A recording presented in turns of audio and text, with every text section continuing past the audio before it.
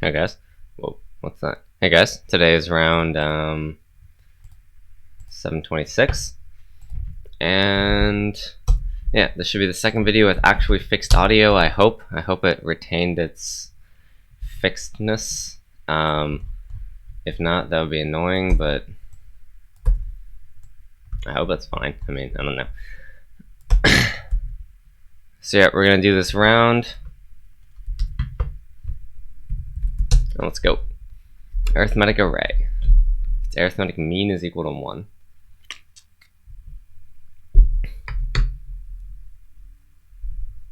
I'm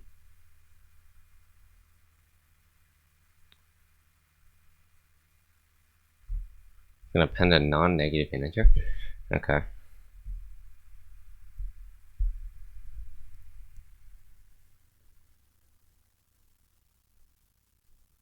So if its value is less, so let's first find its sum.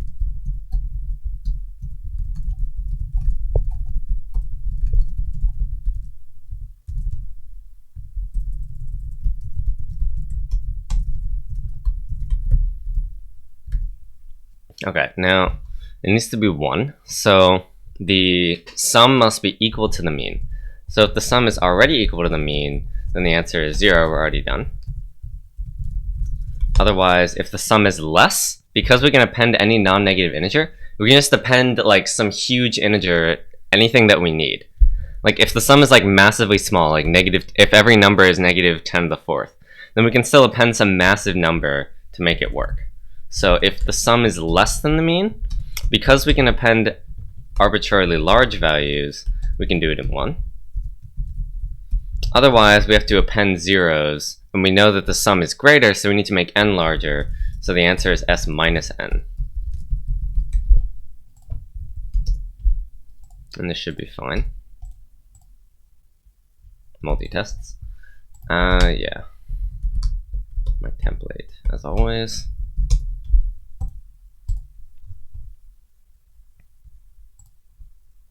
Uh, 0, 1, 16, 1. Sounds good.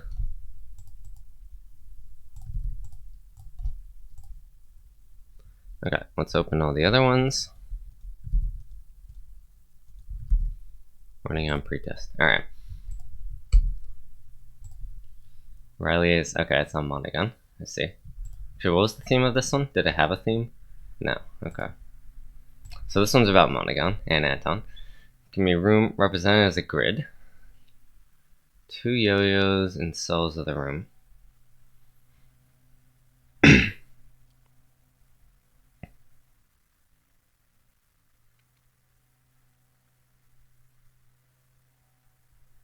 Okay, corners.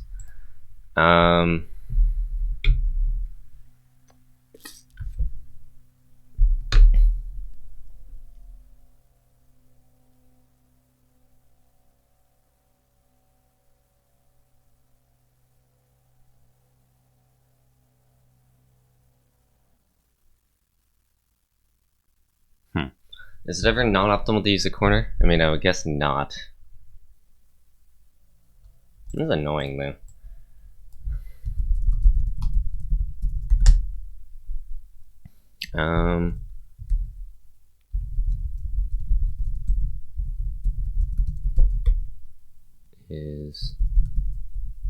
Does this work? I would imagine not. So 1, 1, 1, n 1, 1 m, n m. Right, like it's only corners, right? So this part is useless. We might as well move this to the corner and it'll have the same path. Alright, maybe not.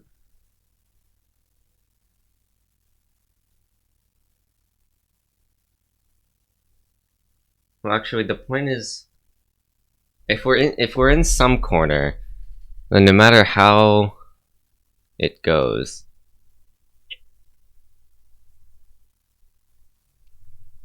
we can always get both cells by going to the 2 corners anyway. And if not, we want to put them on opposite sides, and if we put them on opposite sides, we might as well put them in the corner. I think we can prove this, so that's fine. does this compile? Okay, now for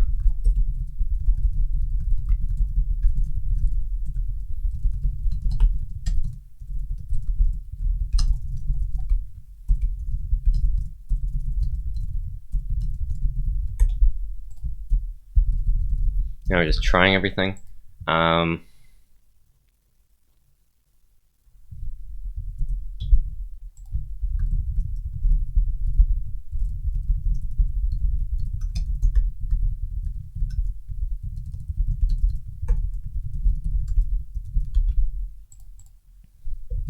So ants equal max ants.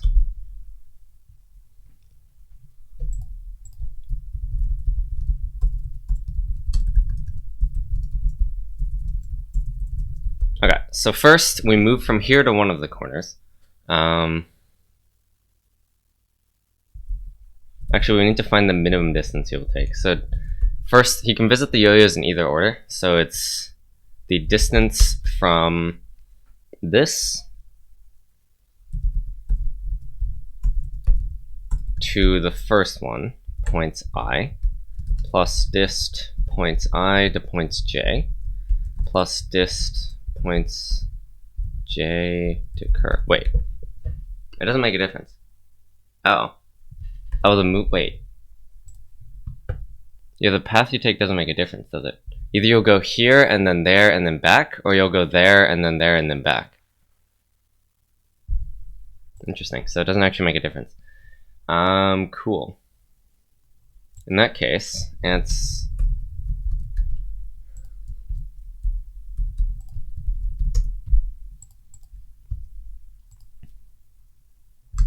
Oh, we need to print the coordinates?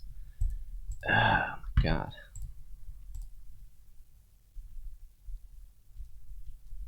Okay. Why would we need to do that?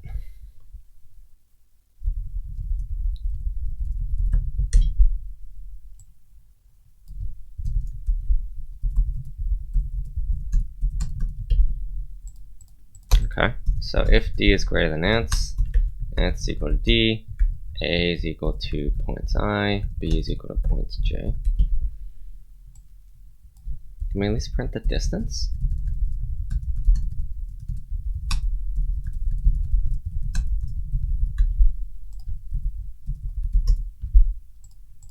I have no idea if it works. I think the answer is always actually, I think the answer is always n plus, I don't know, 2n something.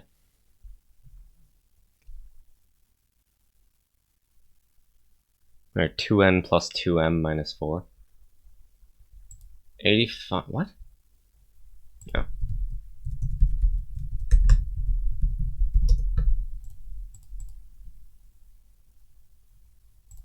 Zero, zero, zero, zero.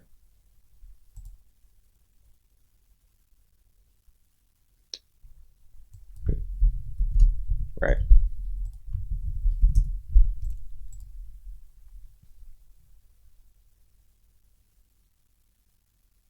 Really? Is that always the case? No, it doesn't. It does make sense. Okay. Nice. Alright. I guess that works.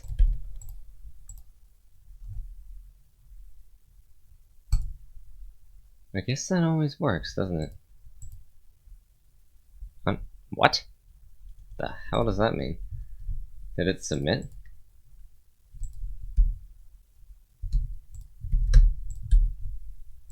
Okay.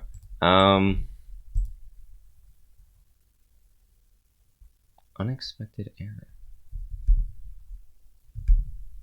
It's weird. Anyway, I think it's always also optimal to just print 1, 1, and an m, but whatever, I don't really care. It'll pass, I hope. N heights of mountains, and you want to arrange them so they have a difference.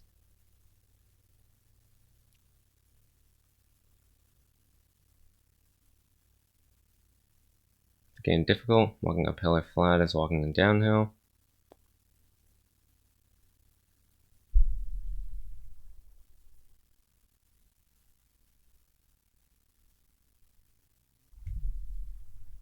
I'm gonna minimize the absolute difference between the first and last mountains.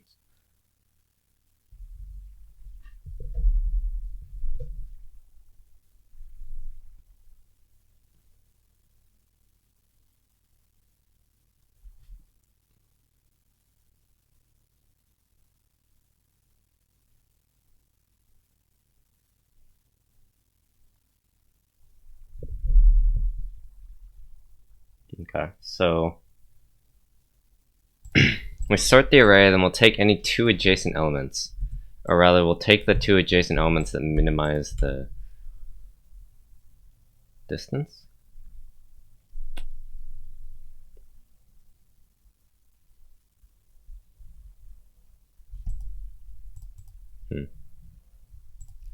Oh no, queue issues. Oh, that's fun. Why do we have to print the actual... Oh my god.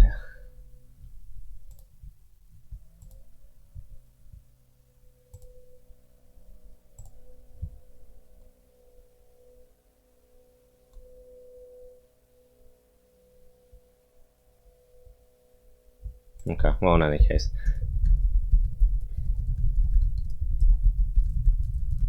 I guess the construction isn't that bad.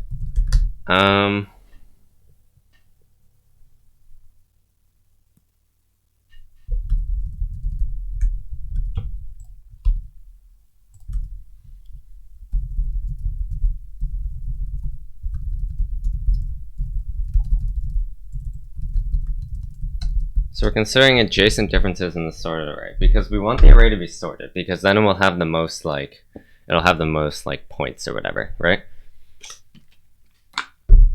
We have to split up one of them and like basically cyclically shift it so that that one is the only one that's lost. And so we lose at most one of the points. I don't think we can do better. Because we have to do that. Yeah.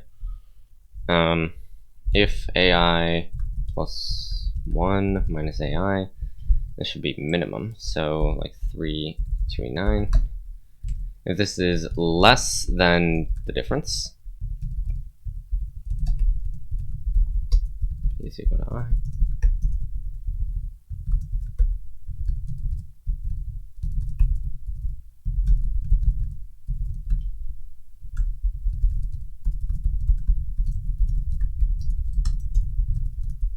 Pretty sure this is how rotate works. I think it works this way. You pass it the iterators and it'll handle everything for you.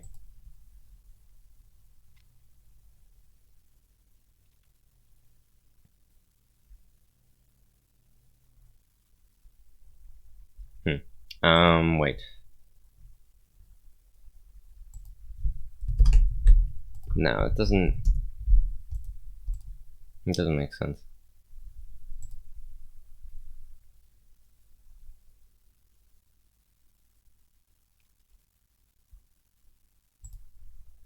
What?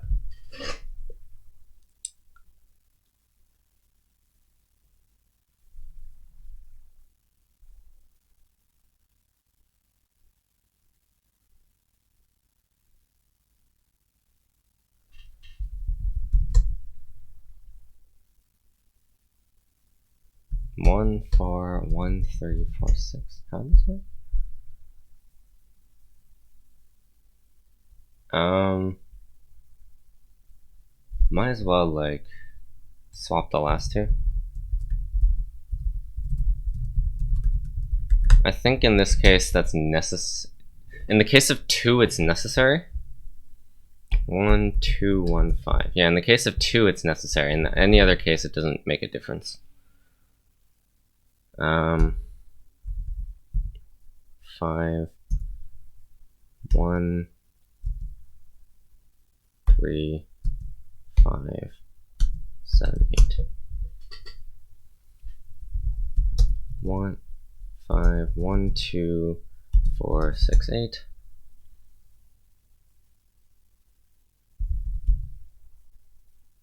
Seems fine. 1, 5.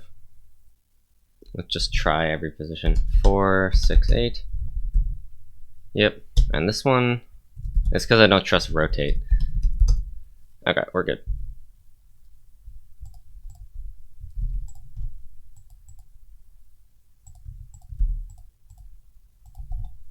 I think we're good. Yeah. How's the queue doing? Playing a game, start with a positive integer n, take alternating turns. Can subtract one of its divide. How have I seen this? Oh, before it was dividing. This time it's subtracting, so it's better. Yes, game theory, love it. Alright.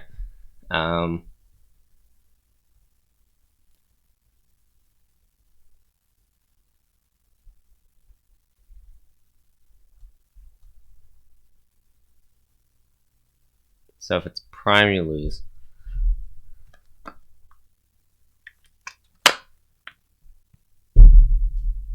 So if it's even,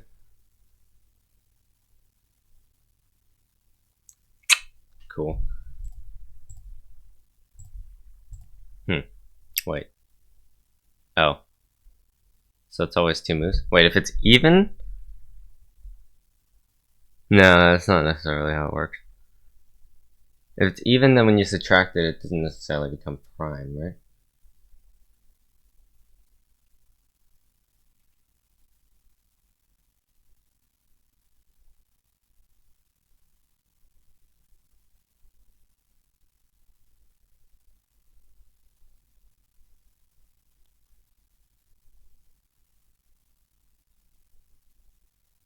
Every time you would kill some of its prime factors.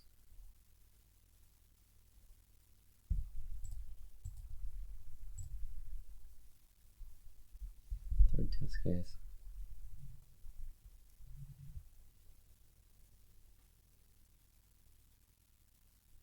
Am I just analyzing things now? Okay, so if it's prime, you lose because it has nothing. If it's 2 times a prime, then you lose, or the current person wins. Okay, what if we think about the smallest prime factor? Well, that's not necessarily how it works.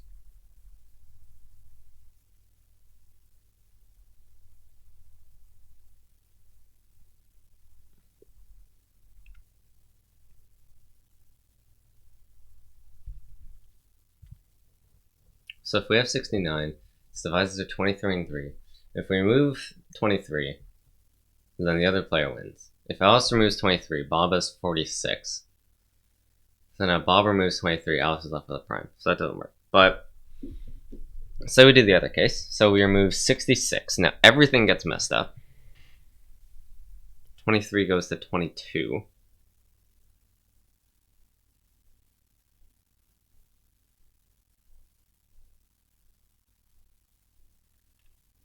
So now we have 66. And so this is like a longer game. Is this some like invariant on the number of prime factors or something dumb? I don't know, I don't really want to figure this out. Game theory. How's the dashboard? Let's look at this one. It's the easy version. In a string S, you can do 2 types of operations: delete the last character, duplicate it. Let's go graphically smallest string by doing this operation on string S.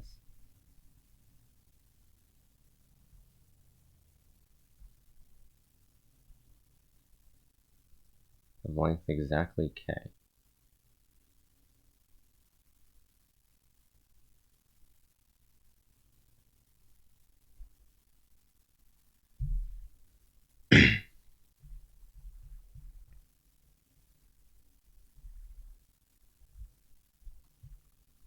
Okay, let's go back to this one. Strings, love that too.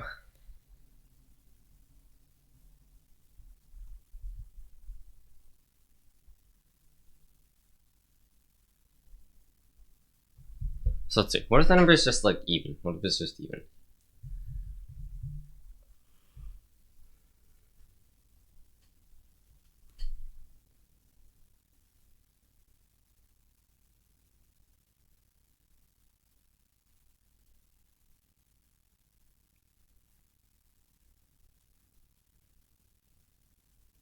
How often do we want to subtract primes?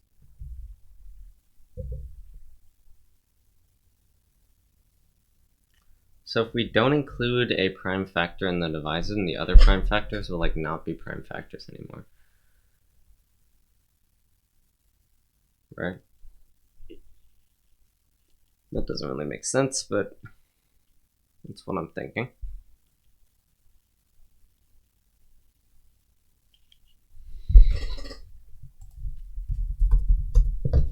Let me get this out.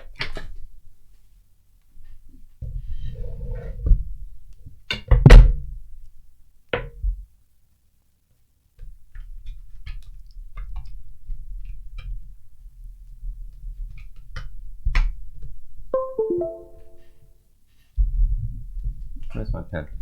I feel like I left it somewhere.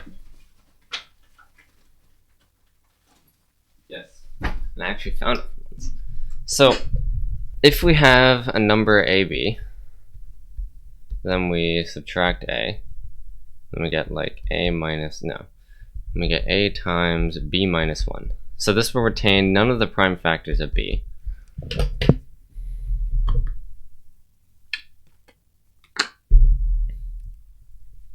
And I don't know how that helps.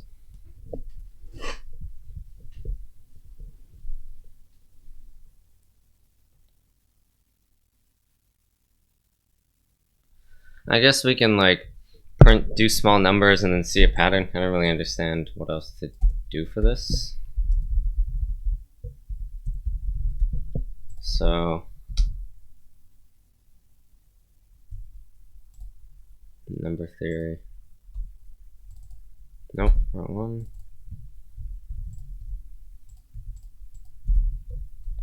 Should probably link my templates in my description, but whatever.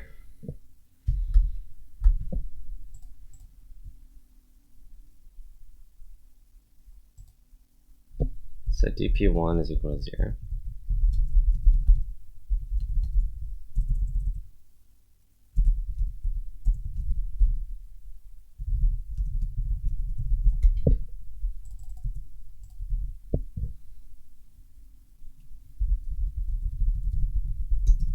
So if we can get to any losing state, let's see.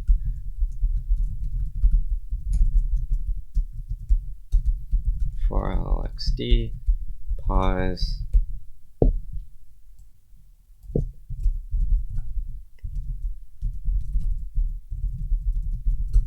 Pause, not dp. So if this is a losing state of this minus that divisor,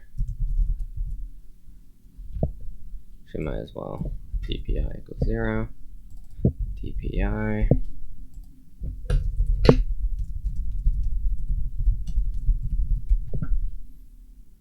factors I. I'm assuming we need to do this too. Gen primes 26.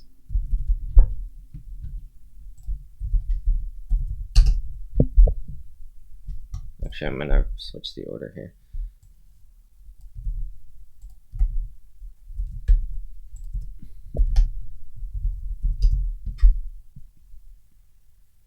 Now, is there anything to look for here? Oh, is this just even odd, really? Okay. I was suspecting something like that, but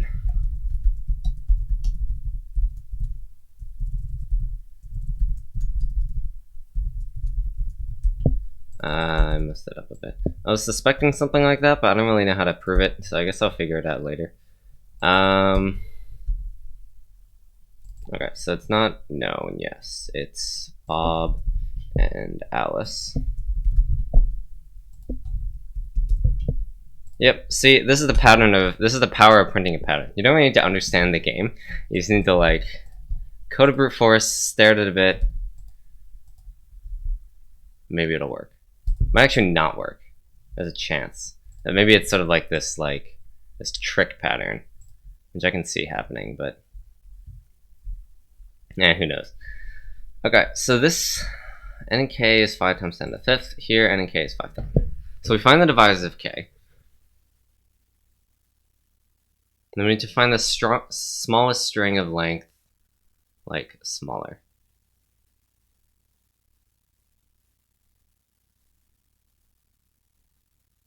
So could it be like DP or something? Wrong answer. Okay, so maybe it's a trick pattern. Let's see how far it goes.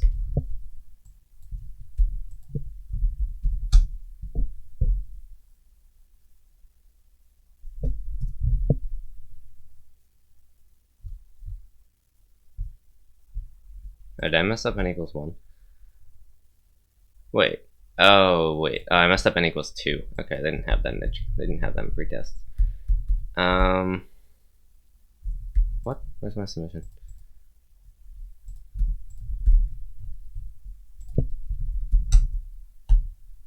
Wait. 2. Right, but Alice should not win this.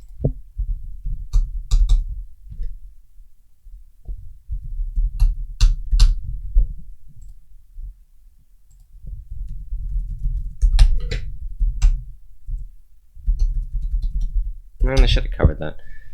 Okay, so n equals 2, Bob wins, of course, because 2 is prime, otherwise it works. Okay.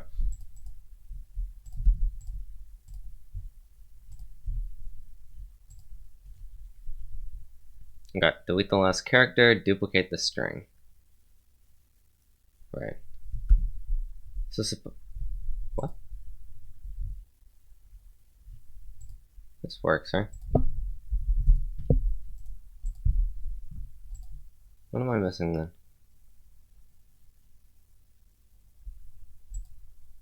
Okay, maybe I'm like going too fast. Let's make sure this actually holds for like small numbers, I guess. 1.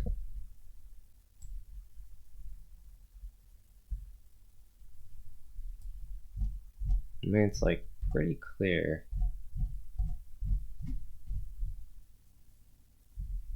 Does it ever switch?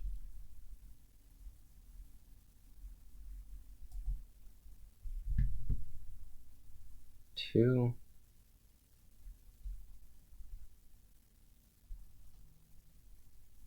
Oh, what?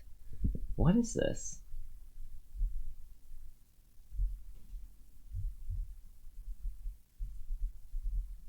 Okay, so it fails. Oh my god, this is such a weird pattern.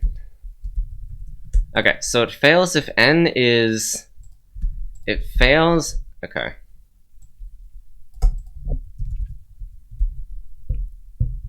Bool pos equal to 1.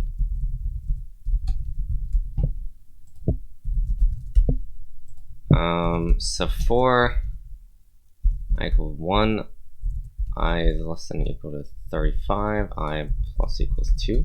So if n is a power of 2 with like an odd number of 2's, then it's also bad. N is equal to 1 shift I, or 2 to the I. Are you serious? 5, 1, 2, 3, 8, 32.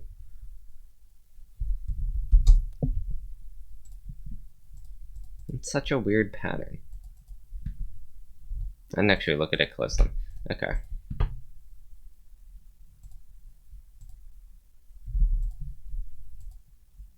I don't really want to think about it analytically, so I'm just gonna not.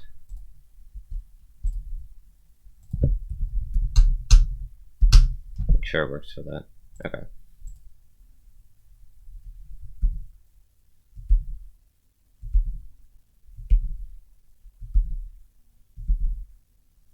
Nice. Alright, so that's the thing. So optimally make 1 duplication.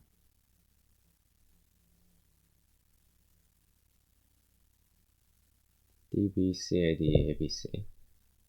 DBCAD ABCD. Okay, so you only make that duplication. Now, why is that the case?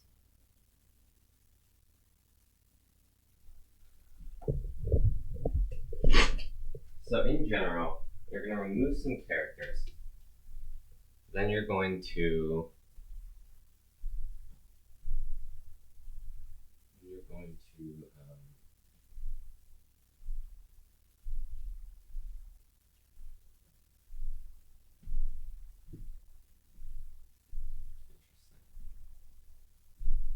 so you remove some characters.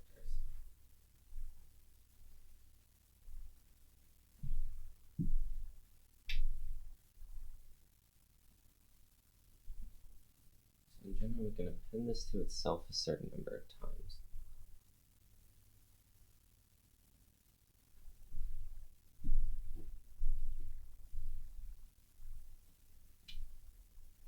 So this one comes below it. But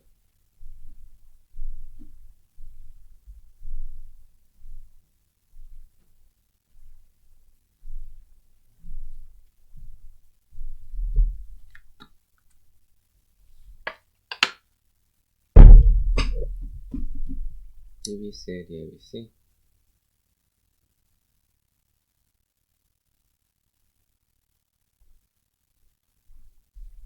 Symmetry and string. That's annoying though. How many solves on this? I'd imagine like a lot.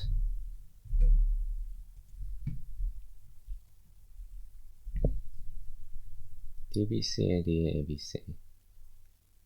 Alright, so if this were like, if it was DBCA, DBAC, then it would still be better to do that, I guess.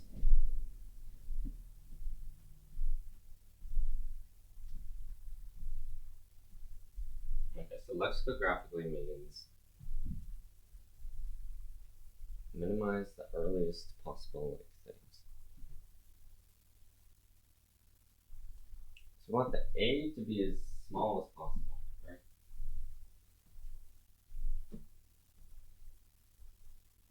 So we want the A to be as early. No, wait. We want the first character to be as small as possible. So that's fine. Now we want the second character to be as small as possible. So that's fine too. Now we want, so if the first character is smaller than the second character, then immediately we get rid of everything, right? Yeah, we have to. First character is smaller than the second character, we have to get rid of everything. I conjecture that the pattern is, the strategy is remove some from the beginning, or remove some, then duplicate, then remove the end until it's exactly like K. But I don't have a proof, so I'm going to think about that more.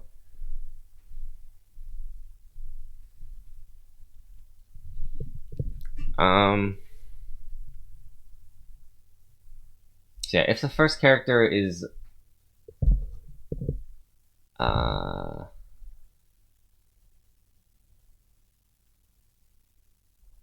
let's see, if n is greater than k also, then no, that's not true. Even then you might want to get rid of some characters.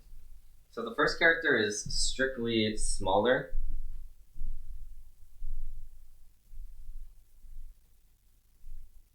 than the second character.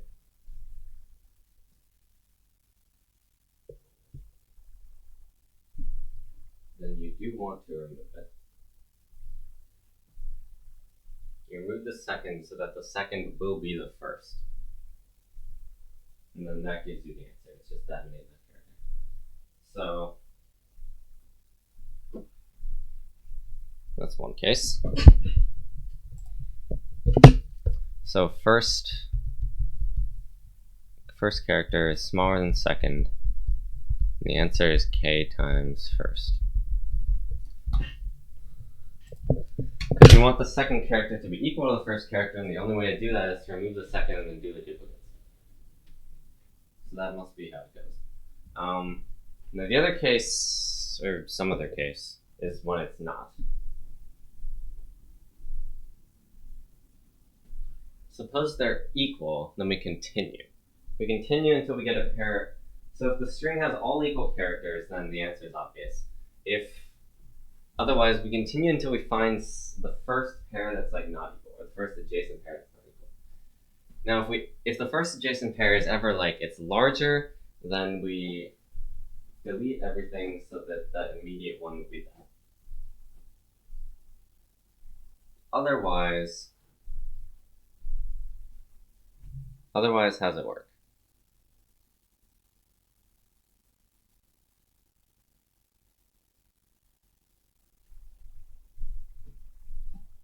Otherwise, we want like,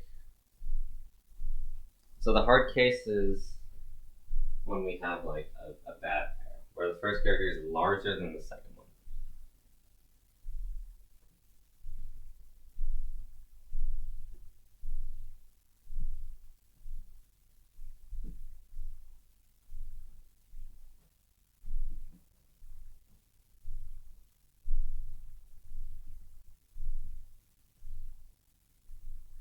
So actually, let's consider every character that's, whether we remove every character that's larger than the first character. You think of it like that. Because if some character is larger than the first character, then we want that to be out of the string. We need it to be out of the string.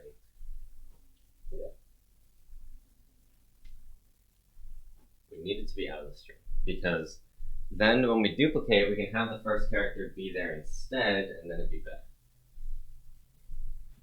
So actually, it's not just second.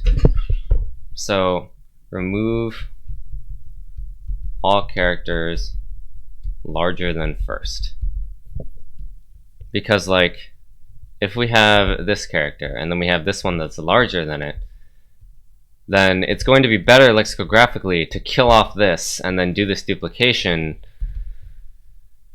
so that this red one can be there instead. Because we need that to happen. So now we have a situation where we have the first character and then everything is not larger than the first character. Everything is less than or equal to the first character. So what do we do now? If we have some character that's smaller than the first, I want that as early as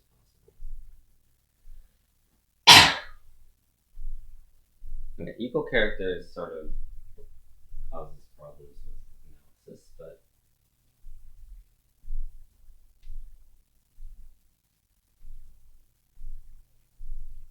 now we figure out what to do with that. It still sort of supports my conjecture about we always remove and then try strings.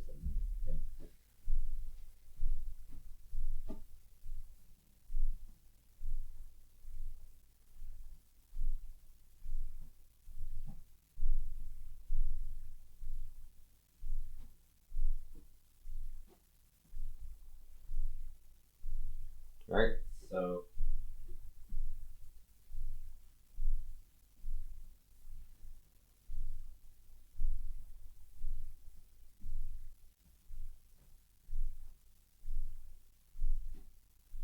I hope that's not the case, because then it'd just be like caching, and it's sort of lame.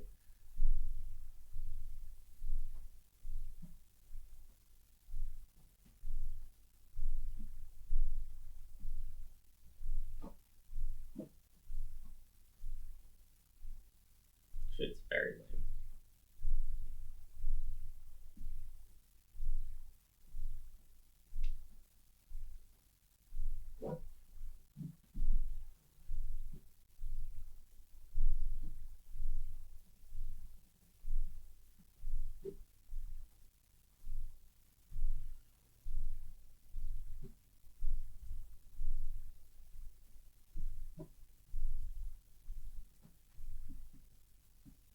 So how does it work?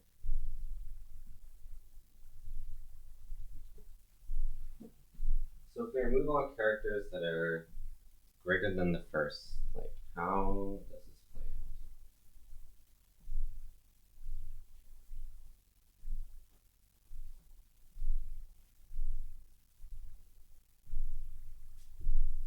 Where do we?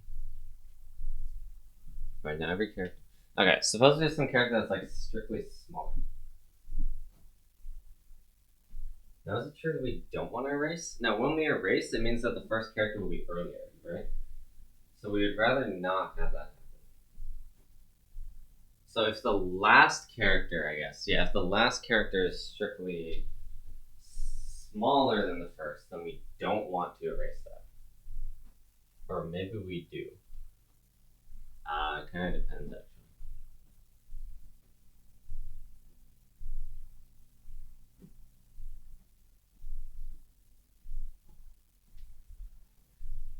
We don't want to erase it.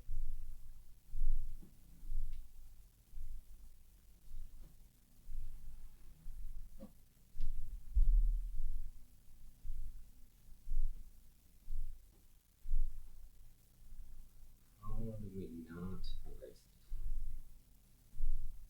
We go down. It just depends on, like,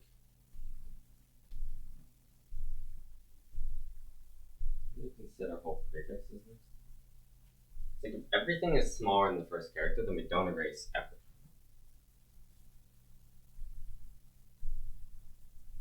Because that would be bad. If we have some characters that are equal to the first, then how do we handle those?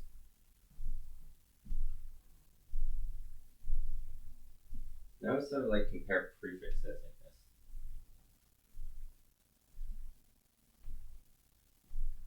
Alright, so that's how that works. If like we consider like the first two characters.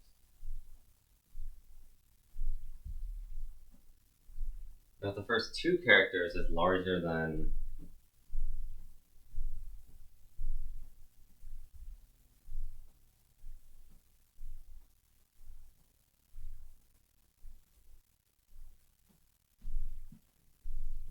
first two characters larger than some other ones, then this is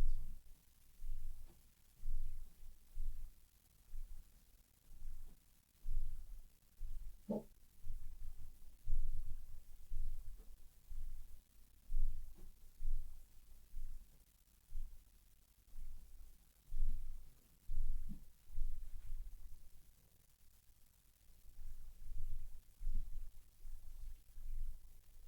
First two characters. Right? What am I missing here? Why do so many people have this solved already? Did I make the guess? I guess we could make the guess. Like, I don't want to make the guess.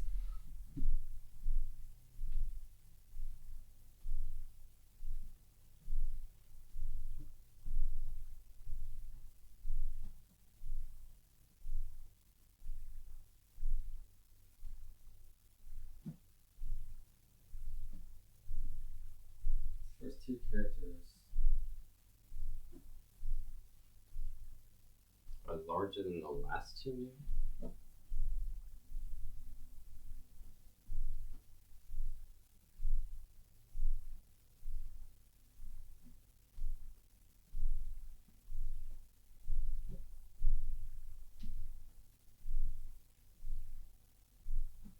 The first two characters are larger than the last two, then it is better to erase those.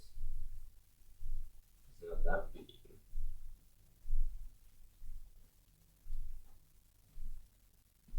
What about the first three? Larger than this, but not larger than anything else, then I think we don't.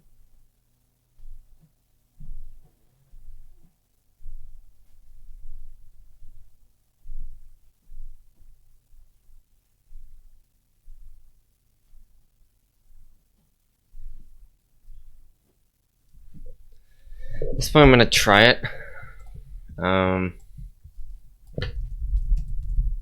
Because why not?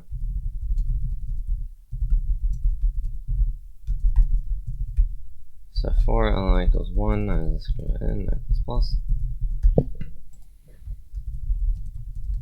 String x equals 4 lj equals 0, j is less than or equal to, what is it? So it's ceiling of k over n. So k plus n minus 1.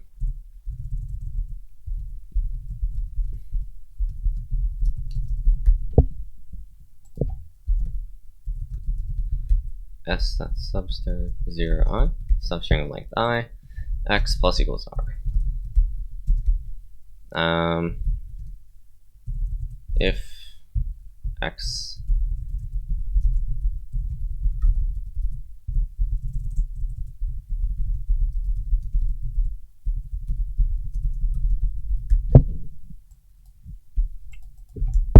okay. Now if x is less than ants for ants equal to x. Right? So this is always true.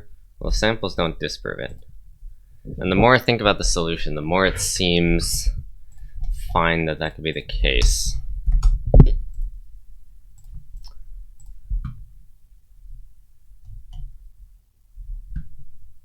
What? Well, the penalty's slightly in the toilet anyway. Why do you not stop? Oh, that's why you don't stop.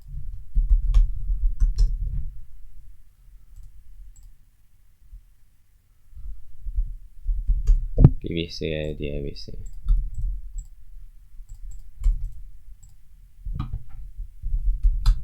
Let's see if it covers this cases. So like 411, for example. It's like D 511. So like DADBE. Yeah. Okay. I guess that works.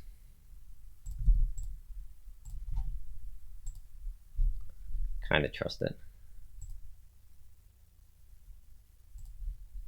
I don't know if I trust it enough. Could still be wrong, actually. That passes? Okay, well that's lame then. It's just guessable. So now we can do this by comparing hashes, which is really lame. So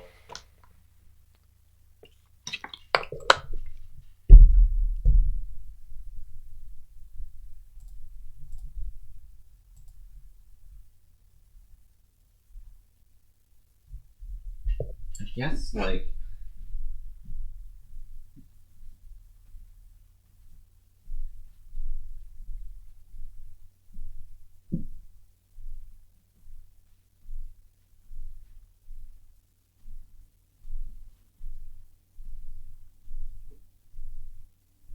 I just don't want to do this. This is really annoying.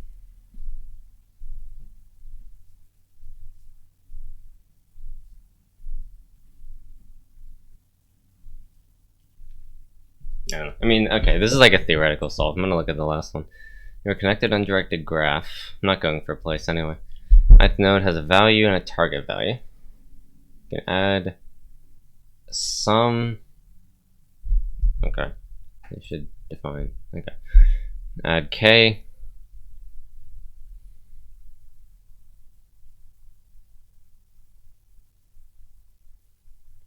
Cool.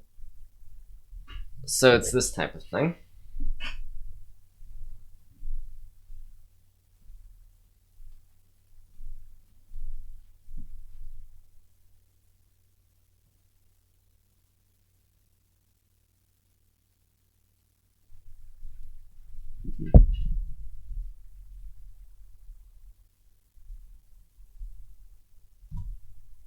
Right. So basically just like set each value to vi minus ti, and then now we need to make them all 0.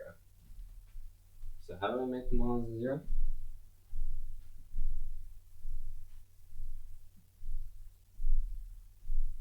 Just take like a bipartite subgraph or something. Right, suppose, can we do it for a bipartite graph? I guess in some cases. I mean, okay, actually, if we think about a tree, on a tree,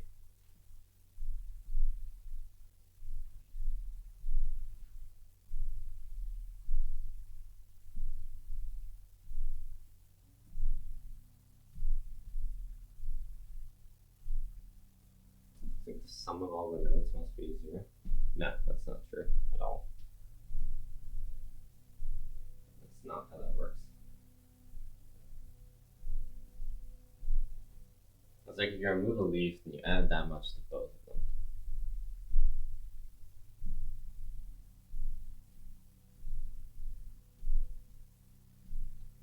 tree can be done.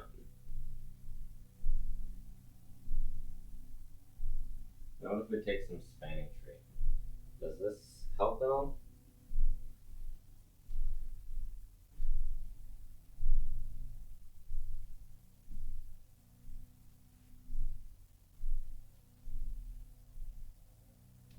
Actually, can we do an operation to one node while leaving the rest intact?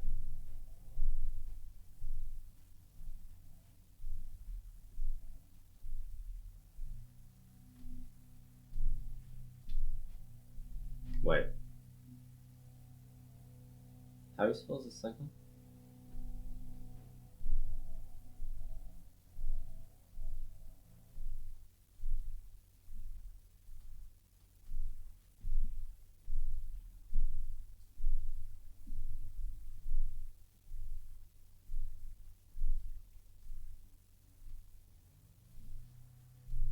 If the graph is bipartite, then all cycles are even. If the graph is bipartite, then all cycles are even.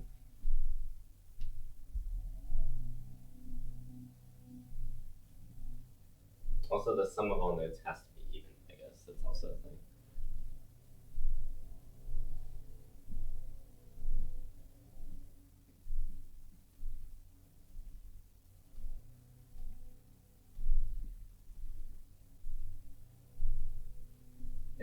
Okay, actually, suppose we have an odd cycle, like basic. If we have an odd cycle, we bring all the values into that odd cycle. Right? We bring all the values into that odd cycle.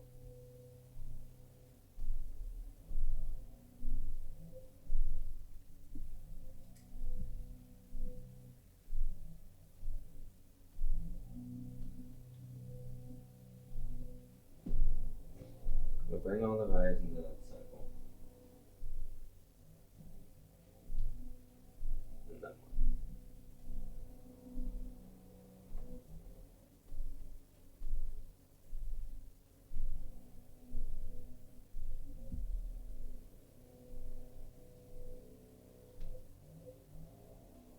So now we can basically do anything we want, right? We can add and remove.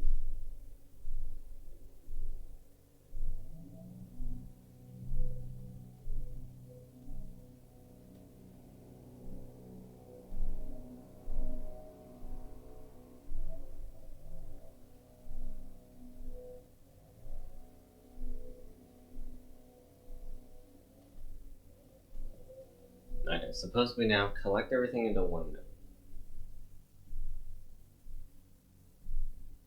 Alright, we know it's even. Okay, with an odd cycle, it has to be possible. We collect everything into one node. Okay, there's a construction, so that works.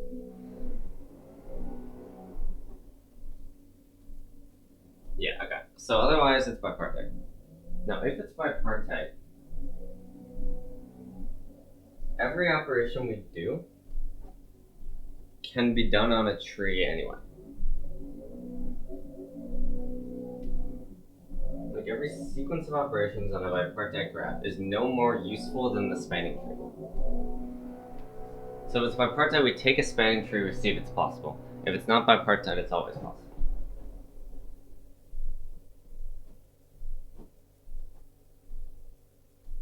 The question is there a good way to evaluate possibility?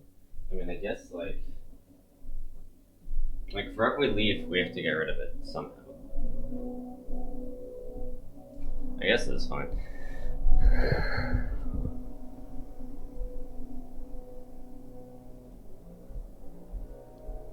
Like, if it's bipartite, we can take a spanning tree.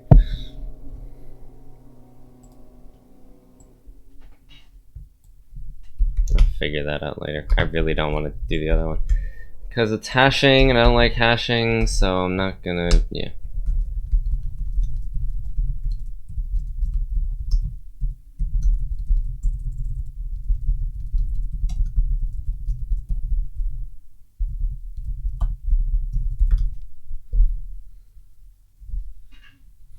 Right, okay. Right. So if it's not bipartite, it's definitely possible. It's definitely possible to solve for an odd cycle.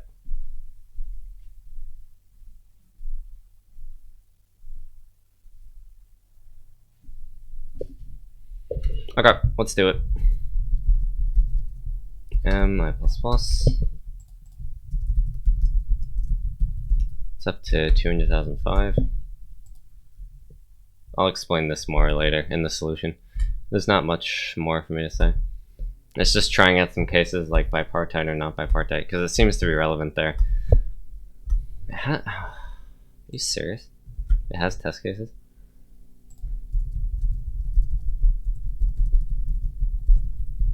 That is a nightmare. Cn to x and y. Just x dot push back y. And just y dot push back x. If only I could type.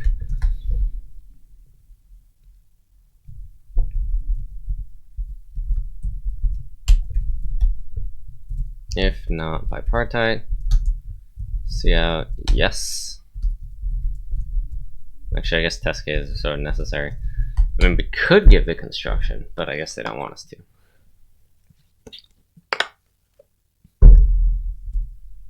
Otherwise, we do tree case. It's kind of annoying.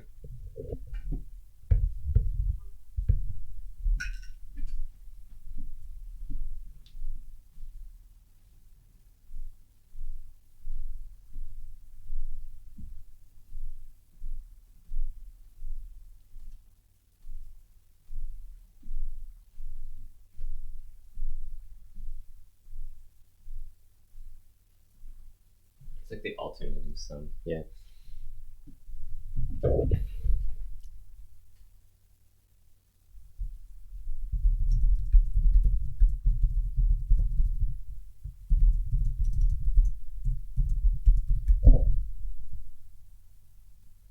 Alright, I can do this.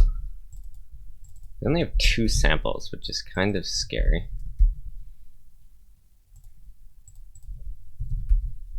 Alright, so bool color.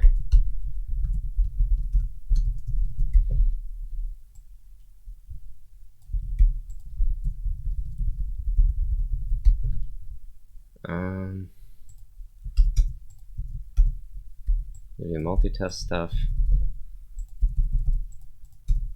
Col I is equal to 0.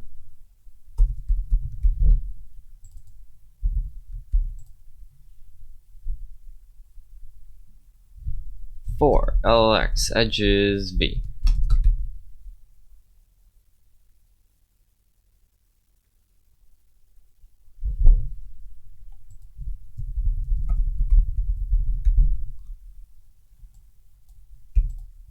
This I equals 0. If, so wait, color V is equal to C. If not visited that node, then color X not C.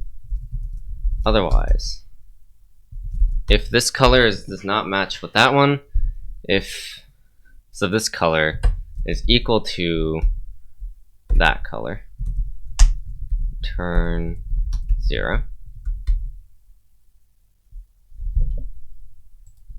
Bool pause equal to 1. Pause. So we check that. Can't color that. We return. Turn pause.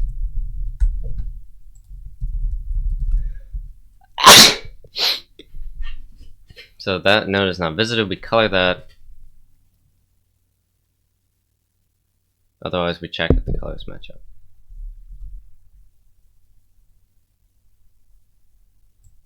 So I might as well just like wrap this entire thing in something.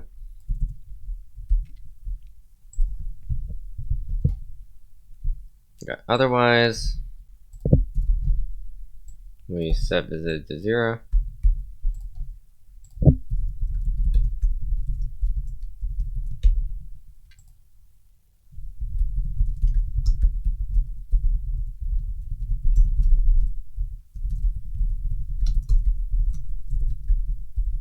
So we're basically taking a DFS tree here. R minus equals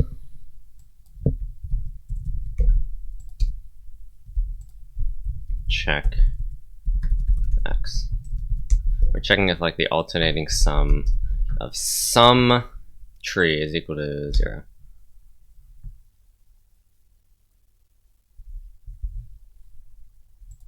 What is the other? Oh, it's fine.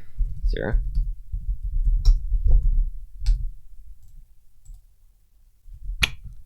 Awesome.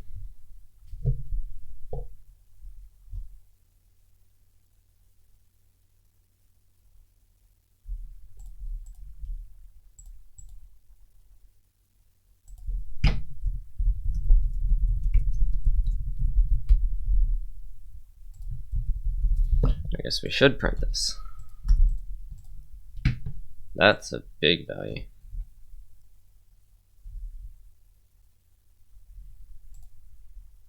What?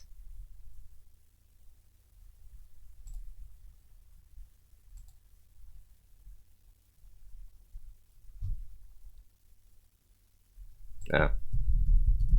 That's important.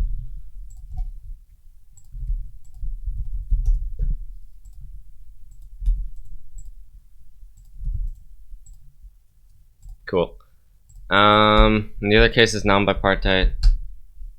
1, 3, 3, 1, 2, 2, 3, 1, 3. Oh wait.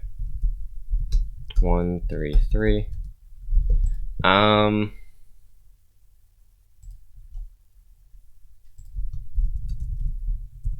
Also we need to check that the sum is even.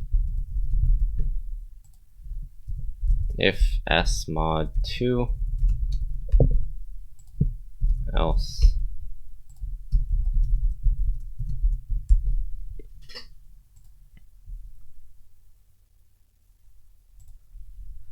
okay, right? So 1, the samples are very unforgiving. So 1, 2, 3, 1, 2, 4. 1, 2, 2, 3, 1, 3. Now we do the same case, except now we check some other things. For example, 1, 2, 5. In this case, we can. How did that zoom in? Okay. Let's see. We're clearing the state, reset colors, reset visited. Interesting.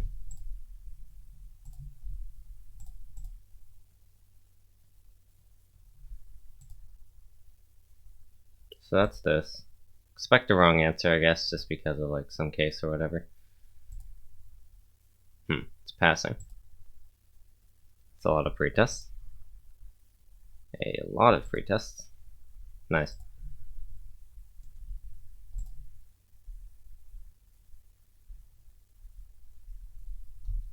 Okay, well I kind of don't want to figure this out, but doing this hashing, or there's like not hashing.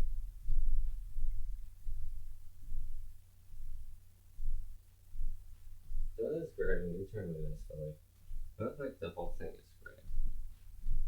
So like DV and DC.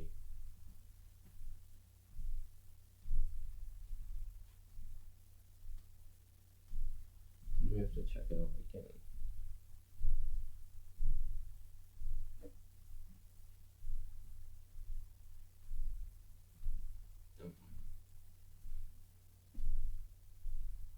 Well, if the string of length 2 is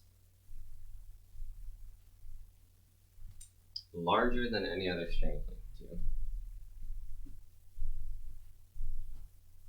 we get rid of that.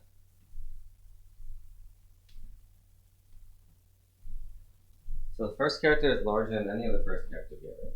If the string length, if the prefix of length 2 is larger than any other substring of length 2, we get rid of everything. Or smaller.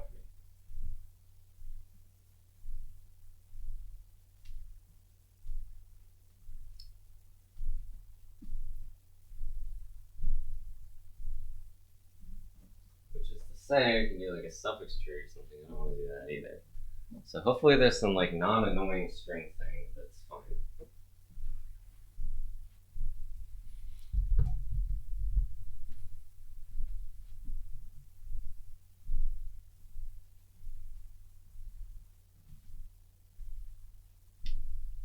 Although I think this sort of justifies the guess.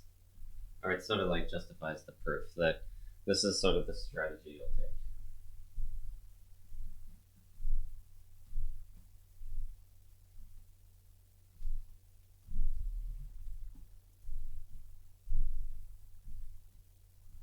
So I guess we maintain all the things that are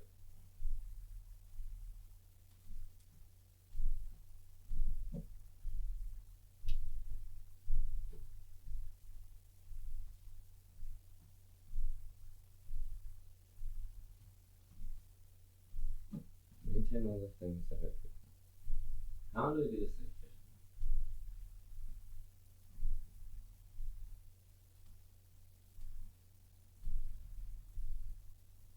Okay, the proof is sort of circular, which is fun.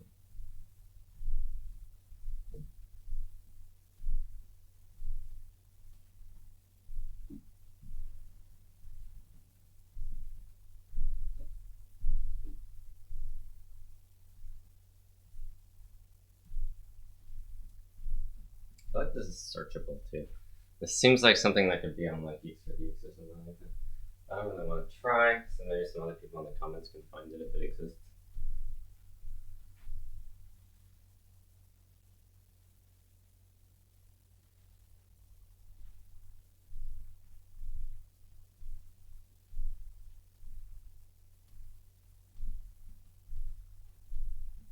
So now again we look for any substring that's smaller.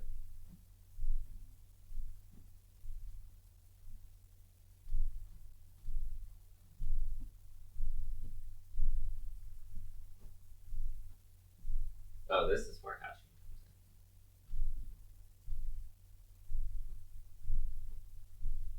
in. Right. Actually, we can use z function or some other string.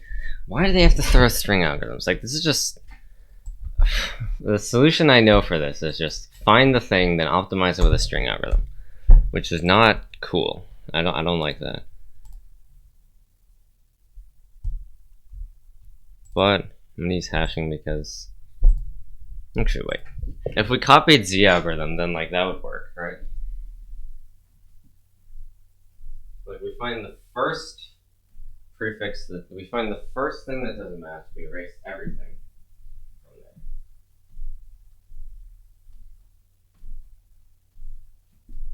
Or is that even like optimal? What if we only erase like part of it?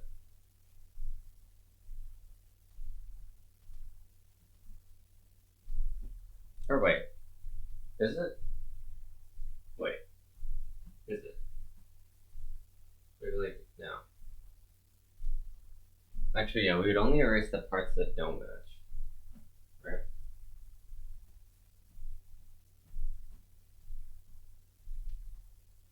We'd only erase the parts that don't match.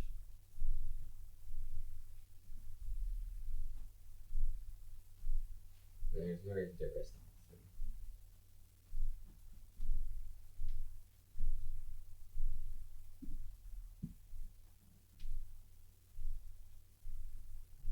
I'm gonna just like... These samples are atrocious, by the way.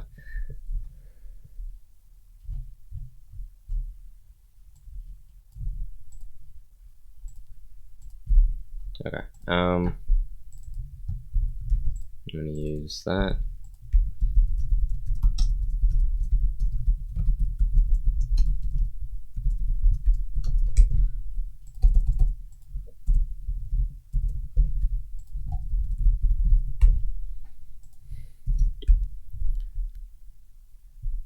Alright, okay. So now we're gonna like do some stuff.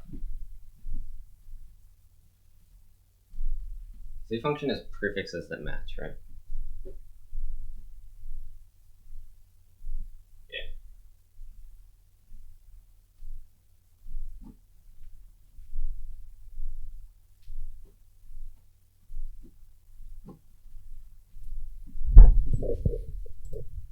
So for LLI equals 0 is then ni plus plus. LL is zi.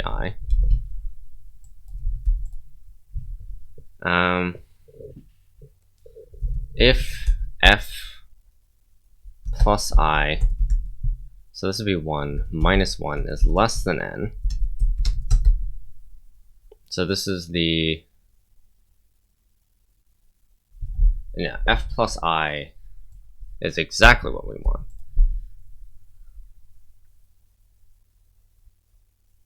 Yeah, so if SF is smaller than SI, no, f plus I, while n is greater than, we removed that whole like thing. So SF plus I would be, if I plus 1, we remove everything.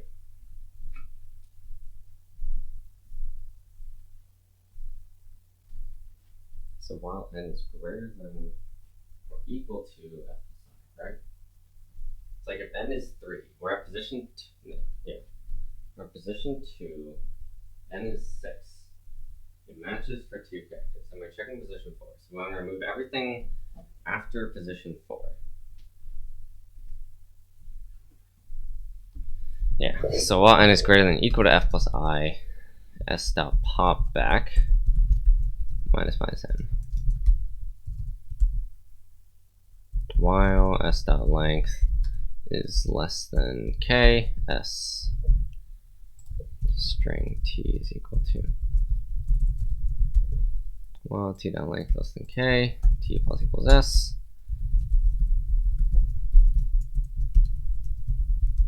Okay. Now this should not change anything. Oh no. Alright, fine.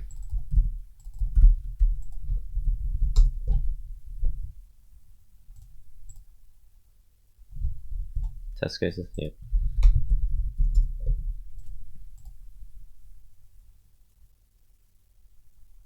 Yeah, okay, let's do something better. So this except CBA. Now it should be DBCA D, I guess. DBCA D. Why is that the case? Wait, we would run or remove everything there.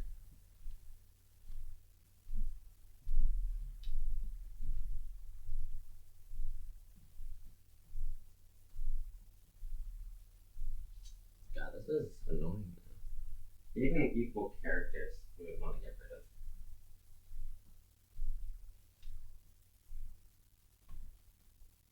Now I'm confused.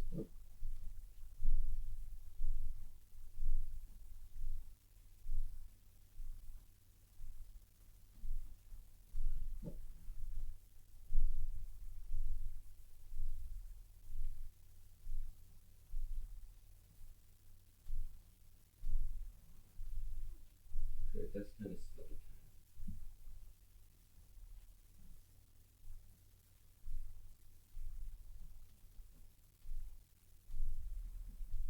I treat the end of the string like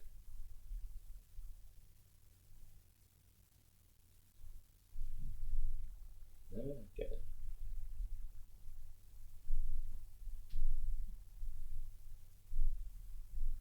That is actually optimal. But why is it getting that? I think the algorithm should actually be wrong.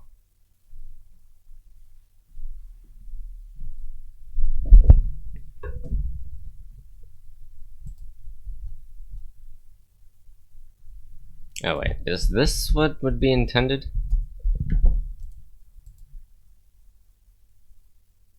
Yeah, except that's also wrong.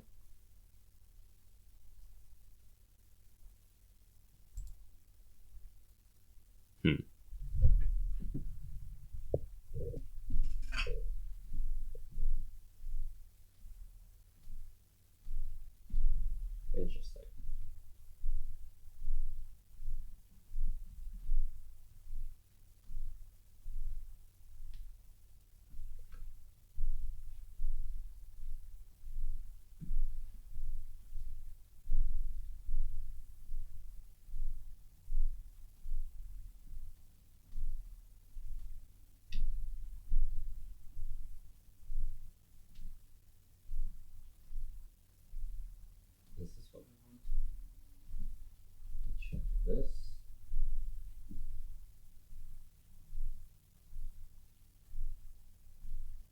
check like if that matches.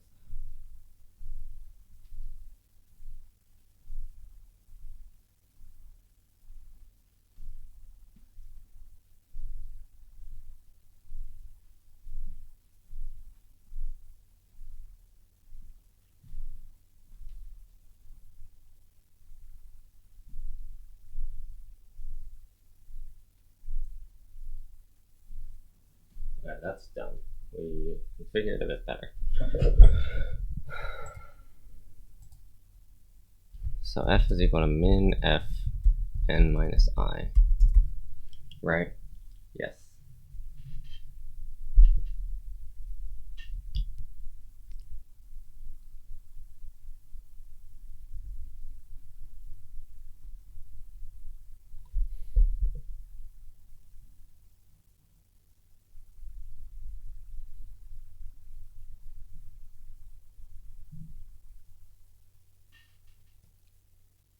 I hate strings so much.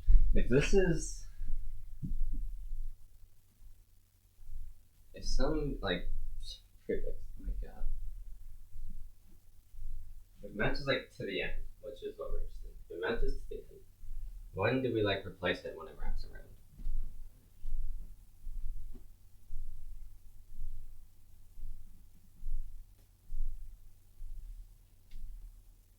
And if this is to the end here,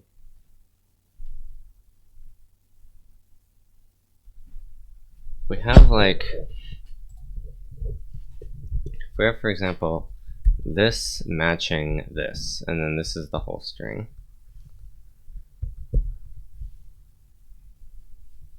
Then we replace only when this is like messed up. So what if like this, which wraps around here, matches this? Then it's even worse.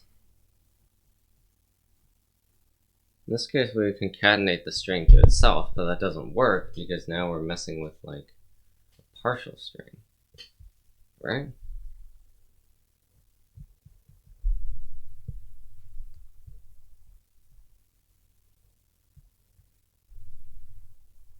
So deleting some characters could mess with some future thing.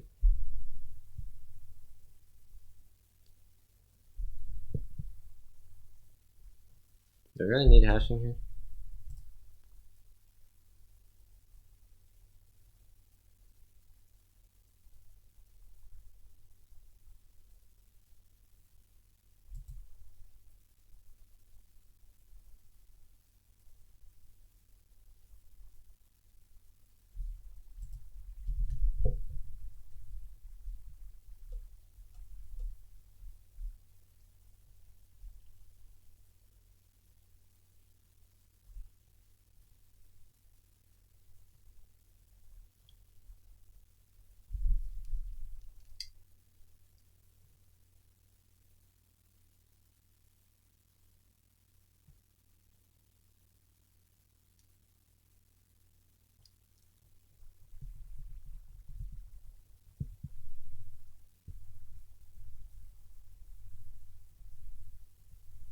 What if we generate it to a huge length? Then we do it. How does that help? If it helps at all.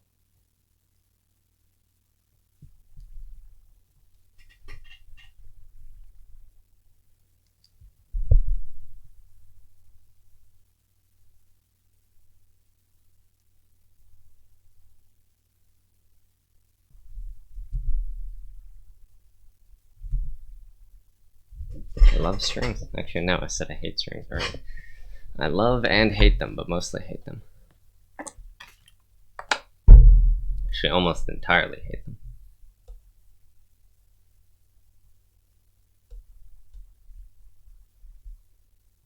I just don't want to do polynomial stuff with hashing. That's annoying. Let's find something that isn't annoying, but it seems like everything is annoying. Is there a better way to think about this? I mean, it's just like,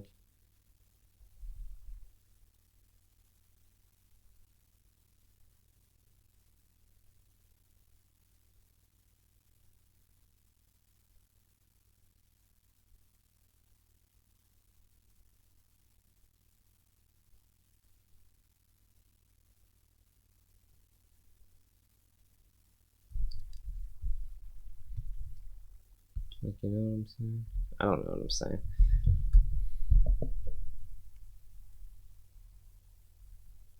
It's just painful.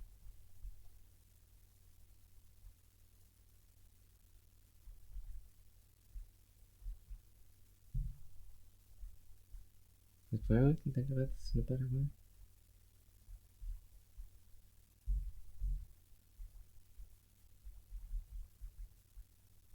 Because everything can be solved by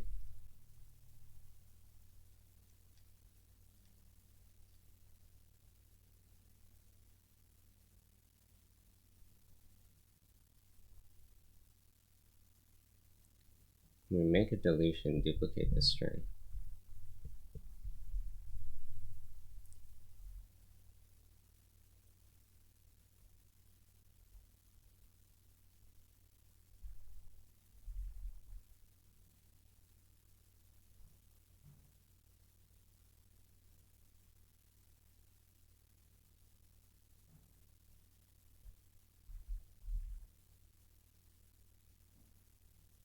Huh.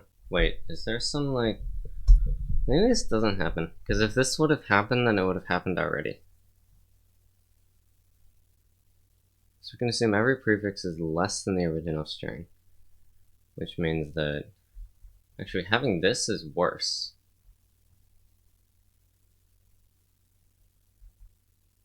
Actually, when we're at the end, we know every prefix is better than the original string already.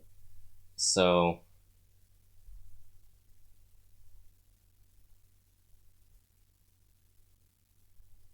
I guess we delete. When something reaches the end, every prefix is better than the original string. So we might as well delete.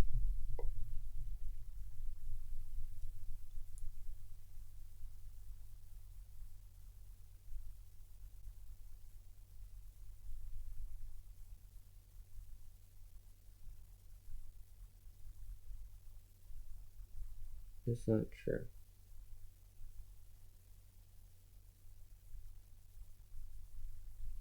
Yes, it is. Okay.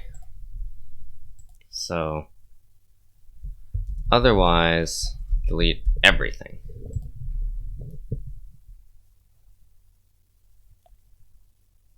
So while n is greater than or equal to I,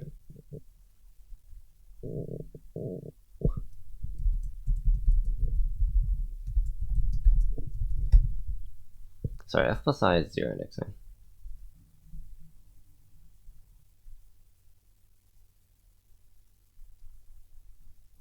So while n is greater than I,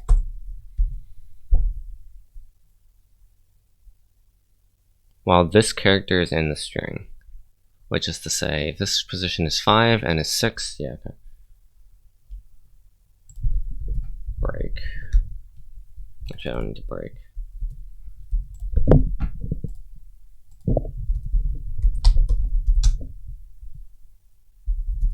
So now this should be better. Now it should be... No? What?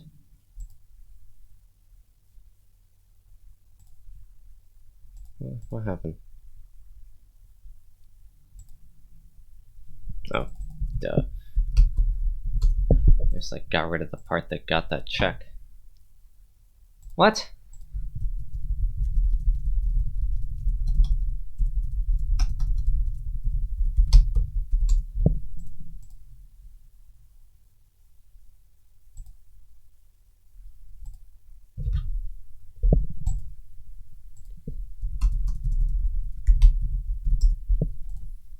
N6, isn't it? Why would N be 8? Why am I not?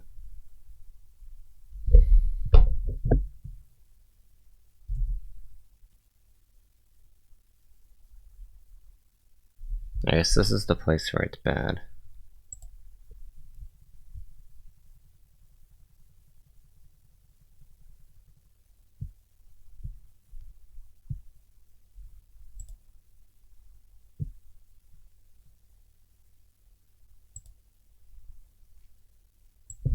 Actually, this might as well be the place.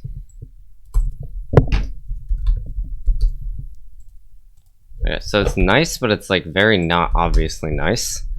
So I still don't like it. That.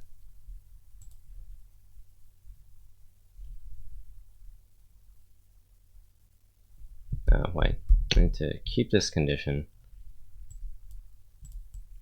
Well, n is greater than I.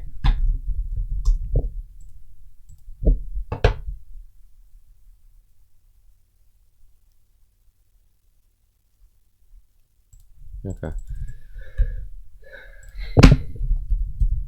I don't know of any better case to test it on, so.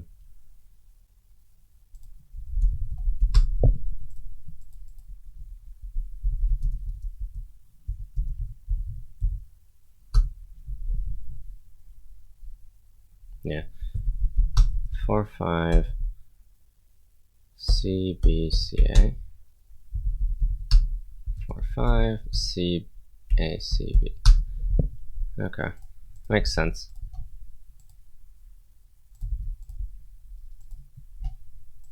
I don't know. Maybe I mean, I guess like this was sort of what I did here sort of made it nice. I can see this being wrong.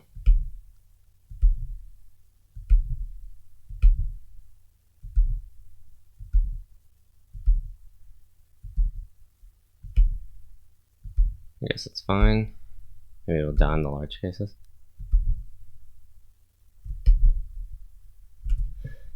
Okay, so actually maybe it'll FST. That could happen too. I guess like, so the point is at the first, I don't know, maybe it's nicer. Whatever. Okay, this was not fast.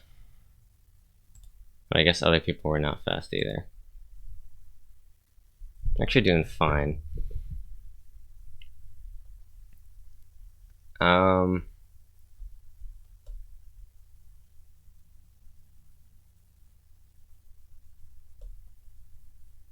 take it.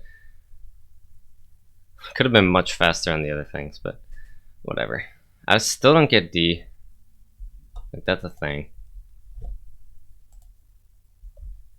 How much was the speed forces? 70, 57. So it could be like around here if not for those penalties on D. I guess that's fine.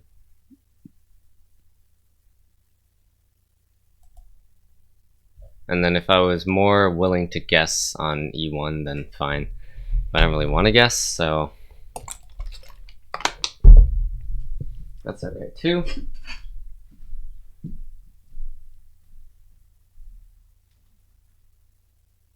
Could this somehow be wrong?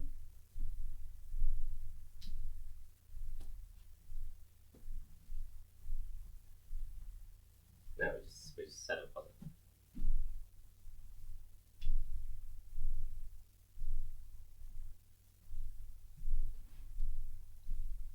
Wait, actually, could this be wrong?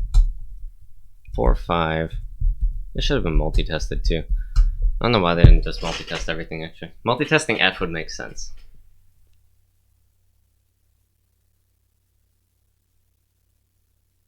Does F have more souls? No, F has fewer souls.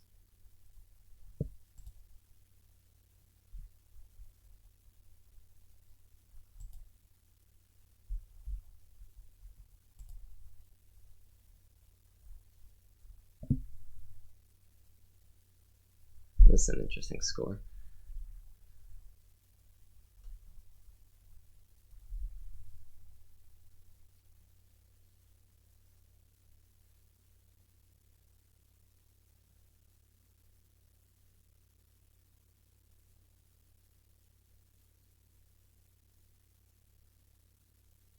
What was I gonna do? I was gonna test something. DDCD.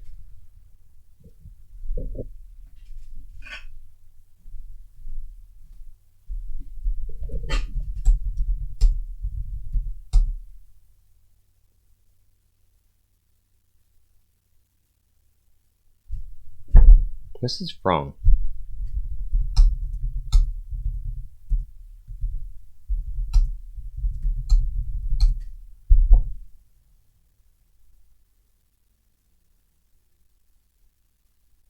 This is wrong, and it's better to have DDC. Cool, pretester pad. Nice.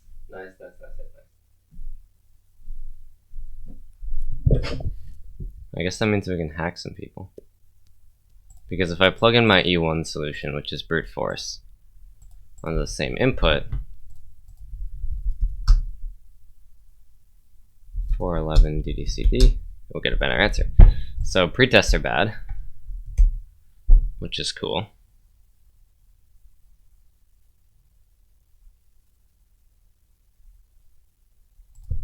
Else. So we do this here as well. In fact, I did this whole logic out only to exclude this case in my code, DDCD.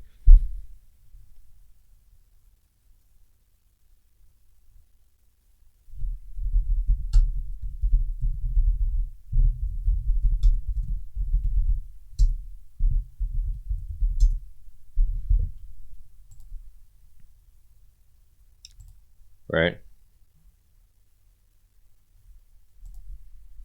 Yeah. I did this whole case out only to exclude it in my code anyway. So samples are intentionally useless. I hope pretests are not intentionally useless too. Is this gonna be like another one of those like... There was this other string like greedy problem that was, it had a ton of FSTs because it was so easy to make a bug. And those pretests were useless too.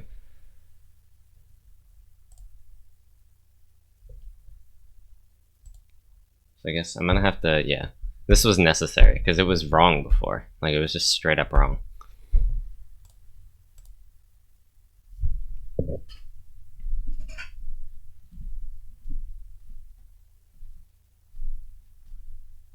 Because this is better.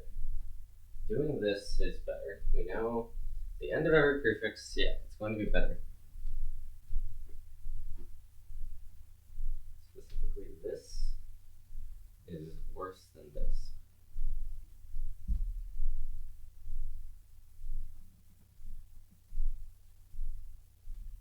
So I feel like suffix array would help here too. Suffix array would actually just like destroy this problem. But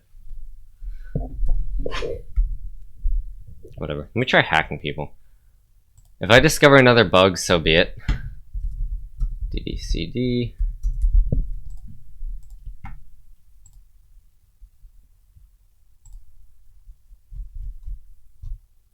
I think it's right. Whatever. It's a div too. It's fine. Room.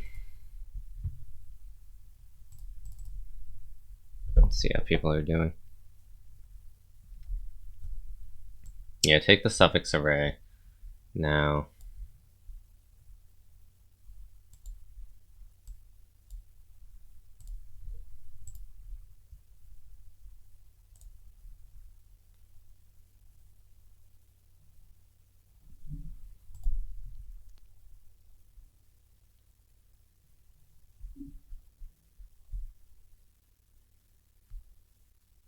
This is 0 break.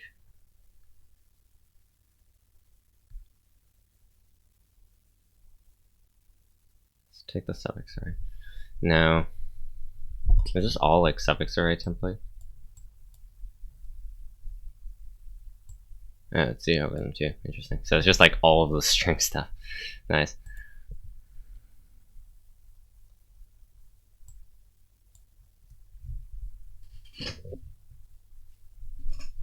So yeah, you consider all the strings that are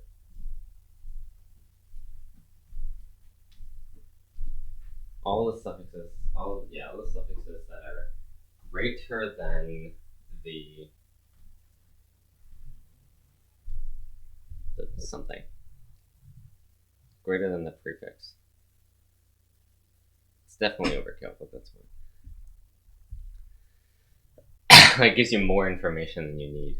So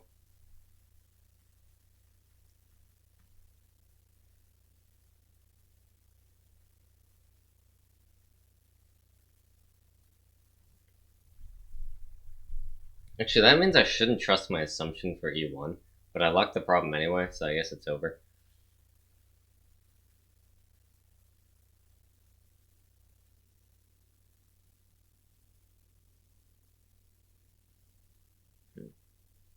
I guess this works. So this says like look for all suffixes that are earlier that are lexicographically smaller than the prefix. Then take only those. Take only those. How does this work? Wait. Is this also right? Like for DDCD, for example. Oh, because those will also form a prefix, won't they?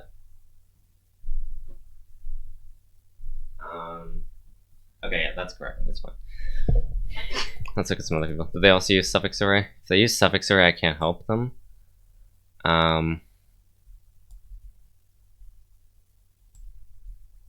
This computes the z function. In fact, it's also CP algorithms. So what is this?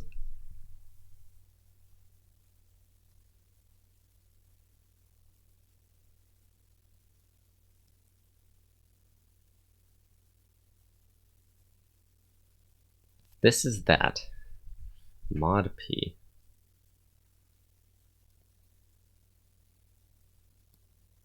Judging by this casework, my solution might be wrong. But that's whatever.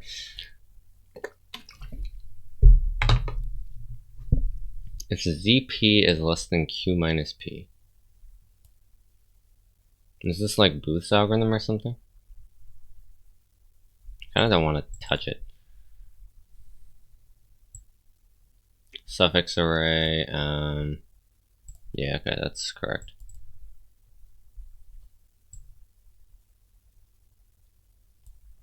This makes the assumption. I gotta find someone who's like hackable using Z algorithm. What the hell is this? I don't understand strings enough to like get this.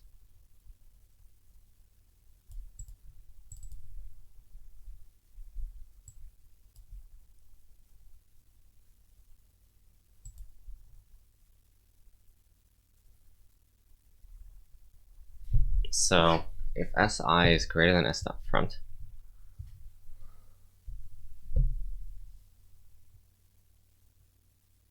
so take the Z function.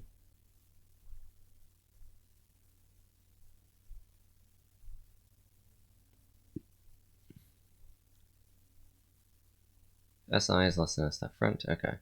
SI is greater. If pos is greater than or equal to n, that's interesting.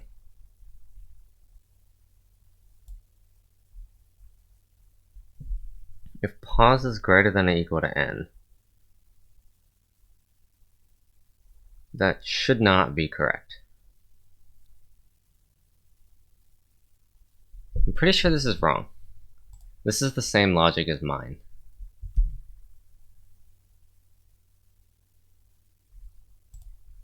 Right? I'm pretty sure this is wrong. So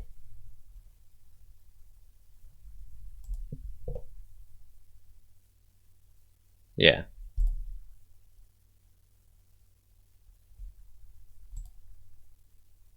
Unexpected verdict. What? Okay. That's interesting.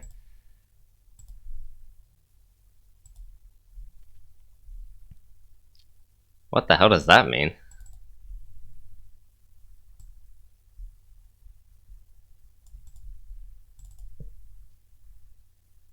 So that normally occurs when the model is wrong. Which means what?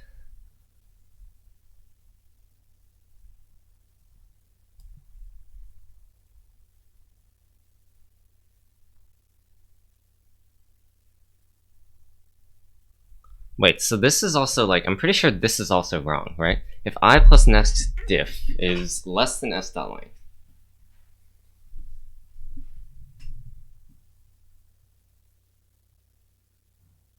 yeah, if the string wraps around, you have to get rid of that. Because you have to get rid of the last D. It has to be DDC, because that's a better answer. So in this case, you need the, yeah. Pretty sure this is also wrong.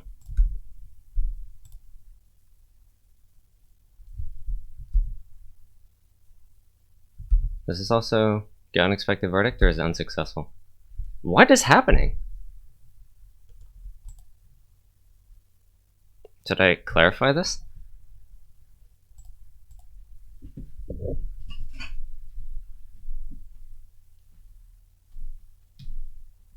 I mean, I would assume the system has something in place to, like, say, if there's some unexpected verdict, look at this. I don't know.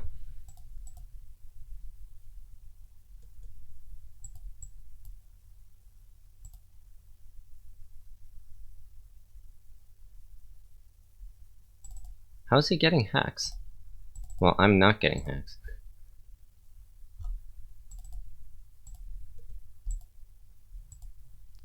What does it mean? I'm just gonna try some more people. Okay, so binary search, interesting. So it's hashing, I assume. Yeah, hashing. I equals 0, I equals min I, m minus I. So do hashing. I feel like this also is wrong.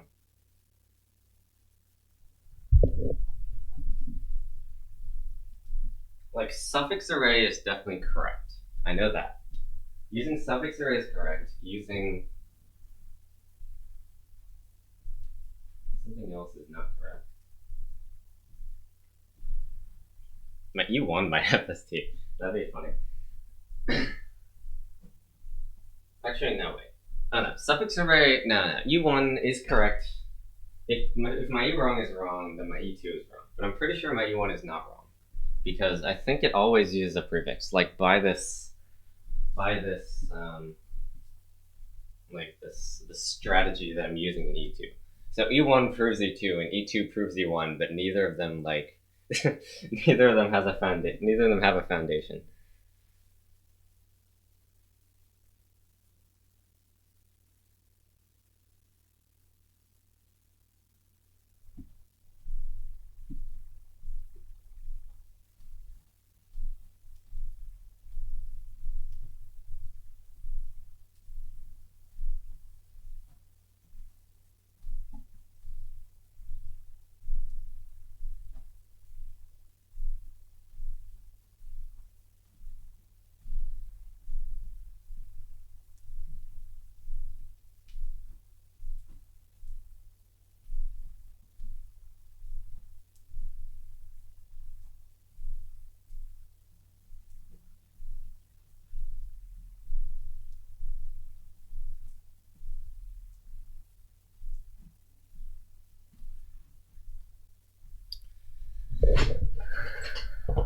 Are there any clarifications? I'm gonna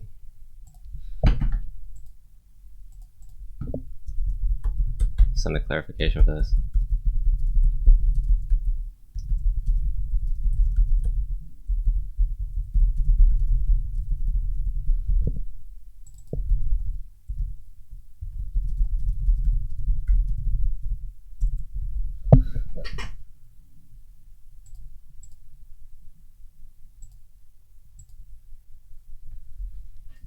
What's this one?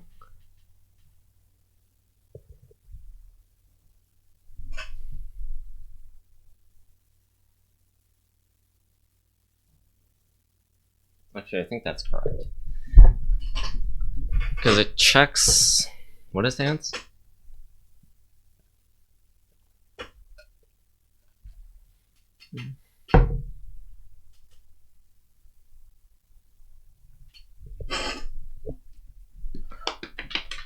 Is that correct, Ethan?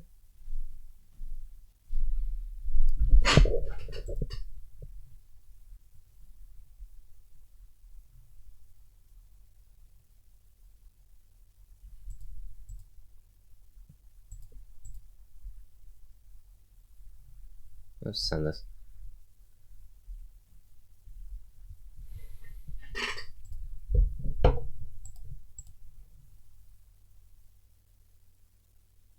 "14 attempts, Jesus Christ." That's funny.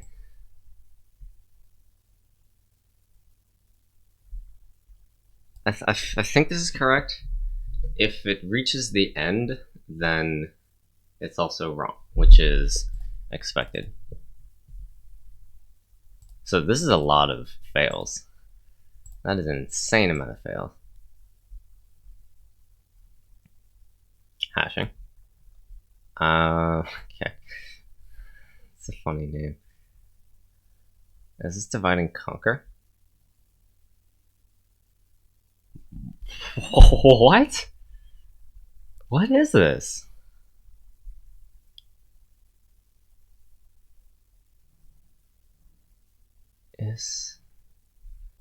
Is divide and conquer?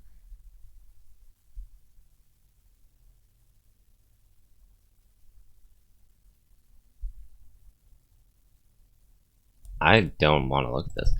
Let's not try that.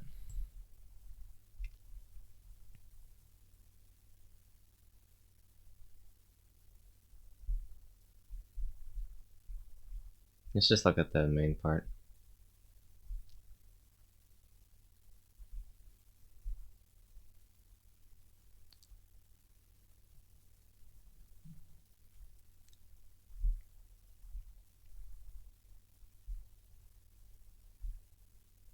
What does it count?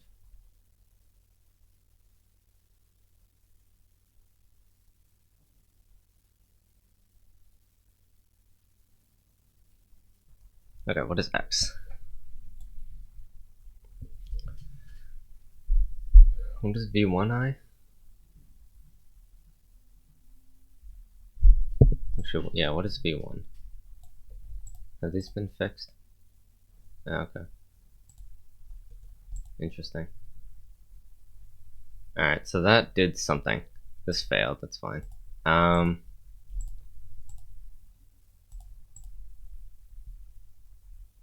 It doesn't let me hack this now? Yeah, okay, that's fine. Have I looked at this guy? I think he didn't submit by then. Suffix array. Or to I is less than 0. That's correct.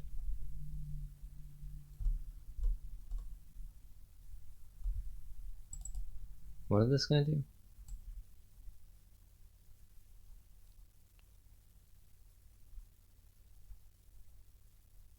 I wish I had more people in my room.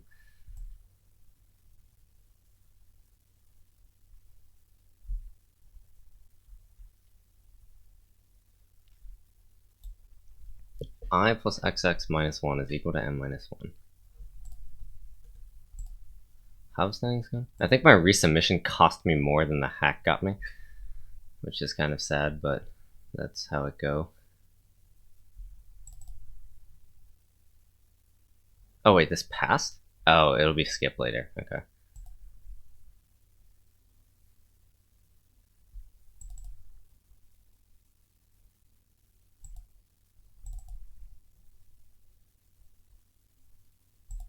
Interesting.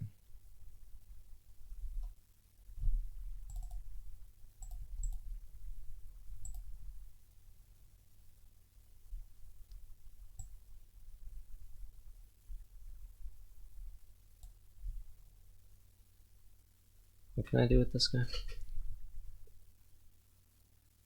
feel like there's a stronger hack test too. I just don't know what it is. Okay, so this is, if this is at the end, right? What is V1?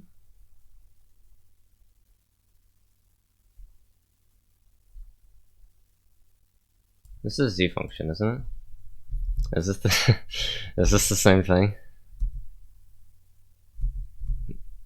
Oh, this is KMP. Okay. What would you do with KMP? I don't want to find out, so I'm not going to. And I guess it's the same idea. You just kind of like look at it backwards. I guess that's fine. But nice. Okay. Well, that sort of handles everything. I guess this is done. Might FST. That's fine.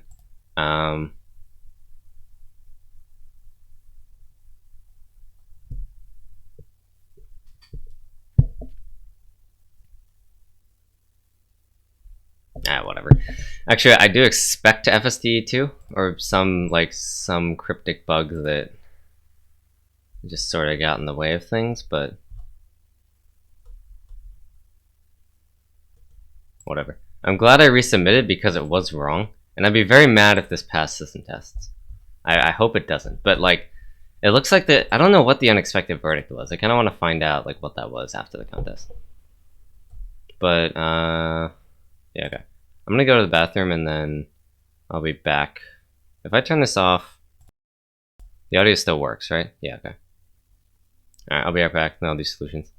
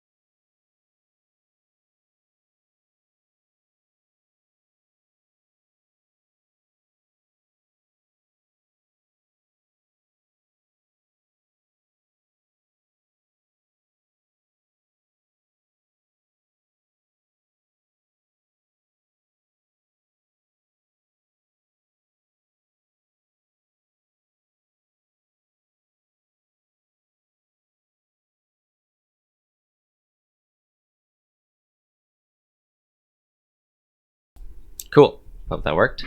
So let's see. Has anything interesting happened? Have more people in the room been hacked, or have more people submitted? He did. Let's see if I can get him. Let's see if I can get him back, because he hacked me once. Suffix array.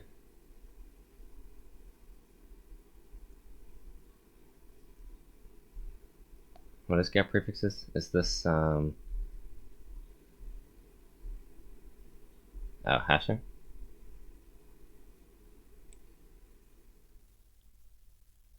Going backwards. Oh, okay.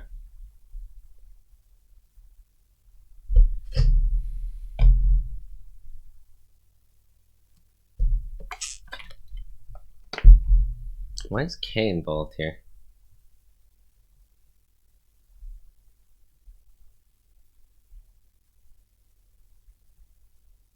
So if n is greater than K, n equals K, is that reset?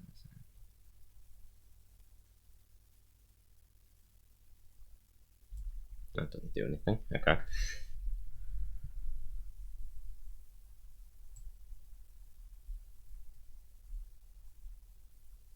Get hash is this.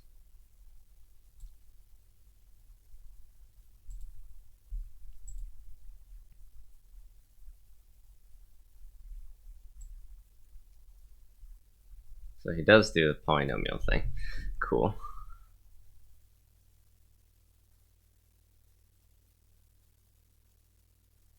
What? That's okay. Oh, it's binary substitution. Sure. Kind of.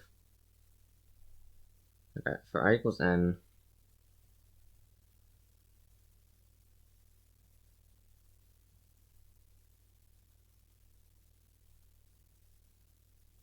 What K?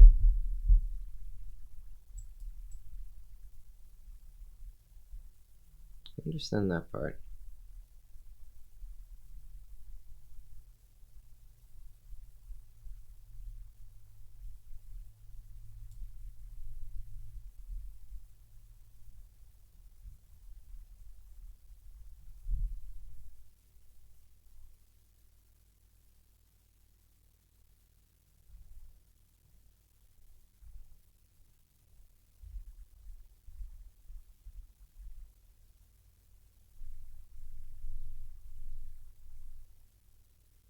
I don't understand. Why does it use K? Does it modify K at all? So n is at most K. Binary search will do some stuff here.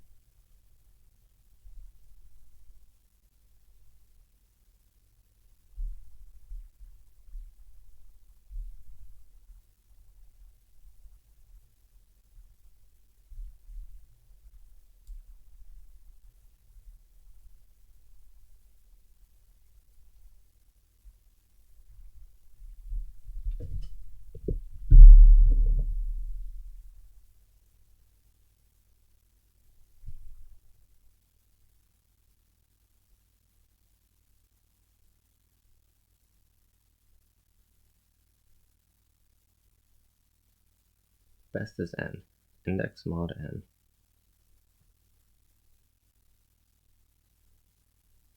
This is index mod I.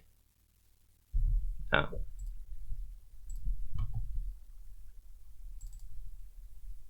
I feel like it's still wrong. This changes to n. I'm gonna try it. Why not? If it fails, whatever, it's a div 2.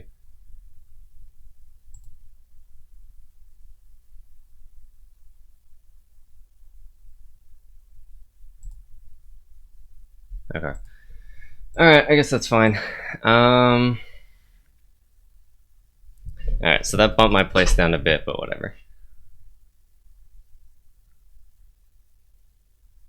Am I below? Am I worse than 50th now?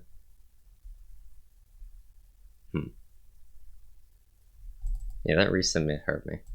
Okay, system test should be interesting. I expect there to be some fails, especially on E2, but I guess we'll find out.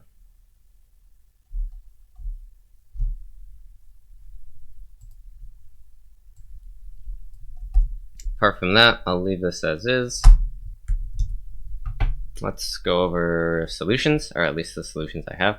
Actually, first, I'm going to take some time to think about D because I did not before. I just like sort of guessed it, or I didn't guess it, and I like...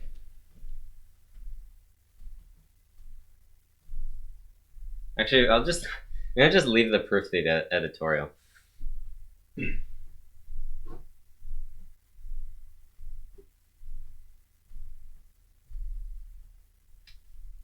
So like, I don't get it. Maybe it has to do with Grundy numbers.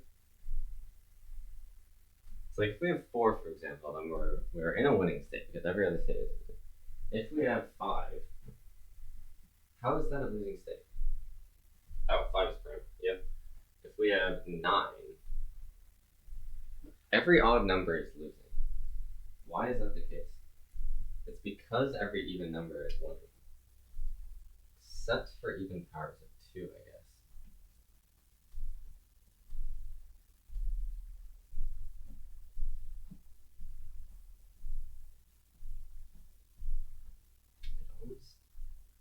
So it hinges. I get it. I'm not going to try and prove it. Never mind. I think you might be able to work out using the Grundy numbers, like how, or not necessarily Grundy numbers, just like, I mean, I guess it is kind of. It's not really Grundy numbers. It's just like zeros and ones.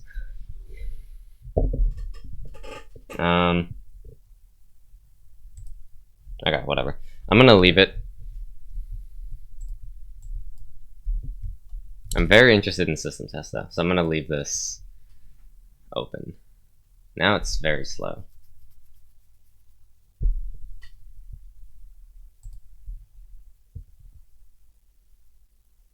$9.34. Alright. I'm gonna screenshot this and then look at it later.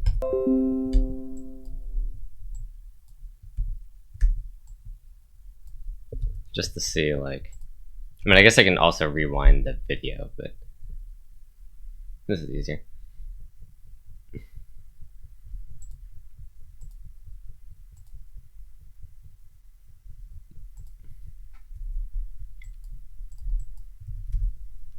Okay, an array B of length k is called good if its arithmetic mean is equal to 1. So first, let's just define mean, just to be sure. We'll define mean as the sum over the length. This definition is important. If you think of it some other way, this is probably the best definition to use. It might also be the standard one, I don't really know, but in any case, this is what we're using. So what we can do is we have this array already with possibly some negative numbers, and we can append any non-negative number to the end of the array, and we want the mean to be equal to 1. So if mean is equal to 1, so if sum over length is equal to 1, then sum is equal to length. This is sort of irrelevant, but I mean, it's fine. So let's take the sum of the current array. So sum equals the sum. The sigma just means sum of AI. So I'm going to call this S for sum, of course.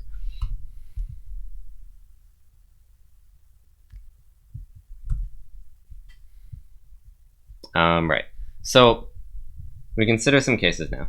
If S is equal to n is the length, then answer is 0, of course, because it's already, like, you don't need to do anything. It's already good. If S is less than n, then we need the sum to be larger. So when we append an element, what's going to happen? N is going to become n plus 1. S is going to become s plus x, which is whatever we choose. We want S to be equal to n. So we want s plus x is equal to n plus 1. Alright? But we already know s is less than n. So x is equal to n plus 1 minus s, which is equal to n minus s plus 1. And we know this is positive. Or, yeah, we know this is strictly positive. So x is also going to be strictly positive, meaning that whatever we need x to be, we can have it be done in one operation. Because the only constraint on the numbers we can append is non-negative. So because x is positive, we can stick on x and it'll work. So the other case is when s is greater than n. So what happens here? Well, we still want s plus x is equal to n plus 1. The problem is, this is already greater. So because we can't decrease s, all we can do is increase n. So we want x to be 0 because we want s to be small. So we want s to be equal to n plus 1. If this isn't the case, we add 1 again, and we check if s is equal to n plus 2. And so on. Right? So if we add on k zeros, then eventually we get s is equal to n plus k, and k is equal to s minus n. Right? So if the sum is greater than the length, then we need to increase the length by this amount so that they're equal. And therefore the answer is s minus n. So let's recreate this decision tree. If s is equal to n, then the answer is 0, we're already done. If s is less than n, then the answer is 1, because we can stick on as large of an element as we need. And if s is greater than n, then the answer is s minus n. So this is it. Code just implements this pretty much. Like, you take the sum and do the casework. That's it. Second part. Actually, I didn't look at the themes for the other one. So this is game design. This is Alice and Bob. This is unthemed. This is unthemed. And A is unthemed, I think, right? A doesn't have a theme. Yeah. Okay, second problem, which I don't remember, is saying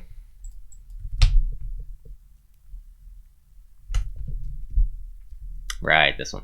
Okay, so you have a grid, you have a person standing in some cell of the grid.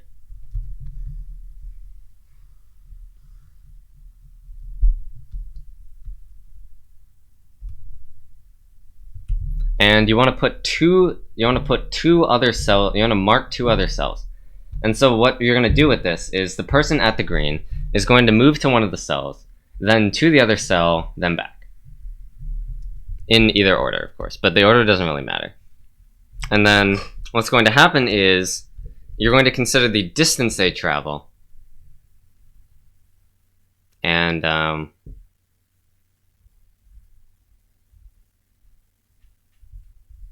yeah, you want to consider the distance they travel, and you want to mark the blue cell so that they travel as far as possible.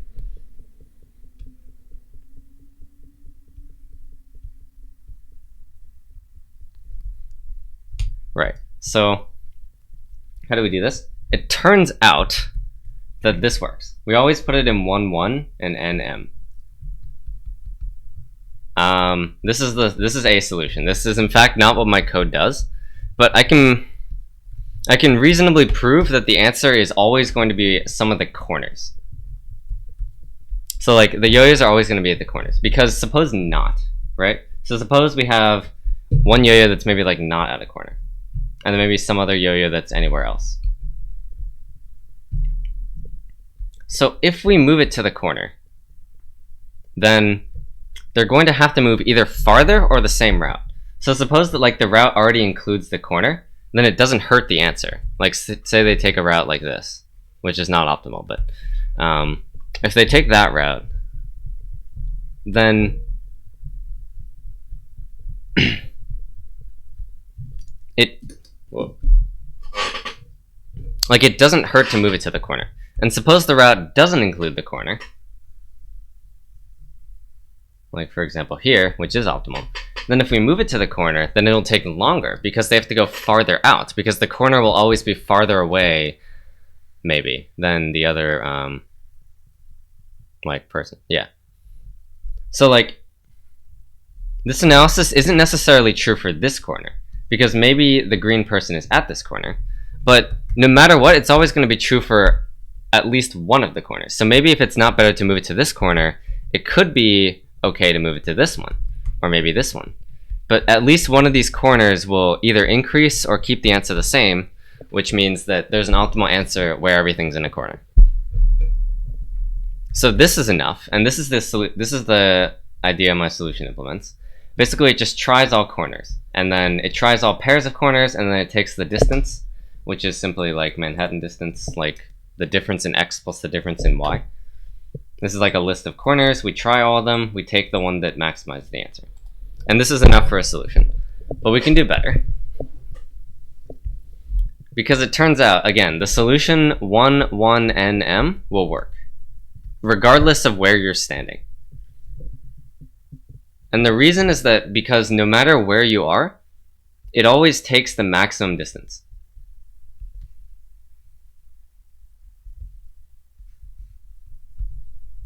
So here, the sum, for example, if this cell is over here, the sum of the y coordinates you travel is n minus 1 times 2, because you go up this amount, and then you go up this amount, and in the same regard, you go down this amount. And the sum of this two is the length, is the height of the box, which is n minus 1.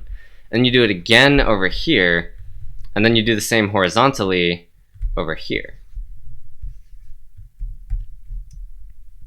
So you get 2 times m minus 1 plus 2 times m minus 1, or 2n plus 2m minus 4.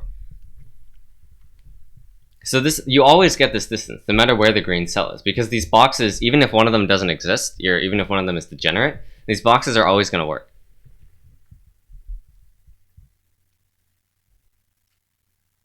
And I claim you can't do better. You can't do better than this. And the reason is as follows. Suppose that we don't have this construction. So let's consider, for example, we put the thing somewhere else.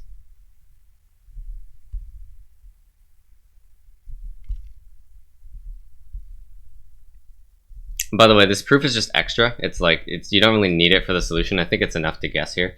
But say we have something like this, and then we consider the bounding rectangles. We consider the bounding rectangle of the blue cells.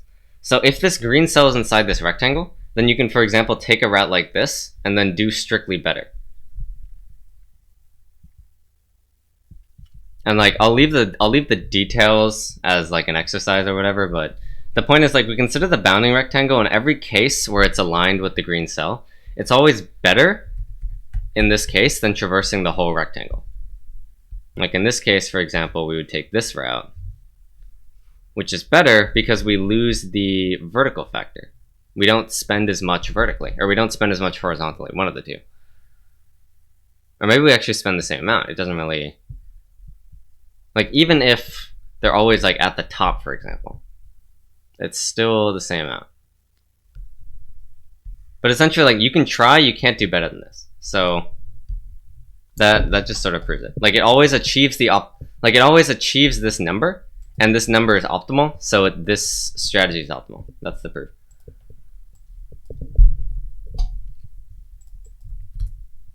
Yeah, okay, so that's that. How are things going? Accepted, nice. Got A. You're a game designer and want to make an obstacle course.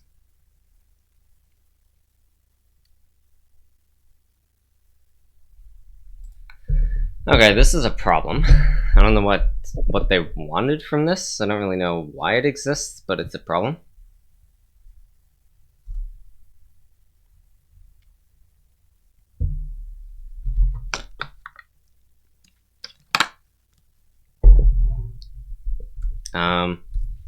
Yeah, so basically you have some mountains, or just something. You have some towers or mountains or whatever.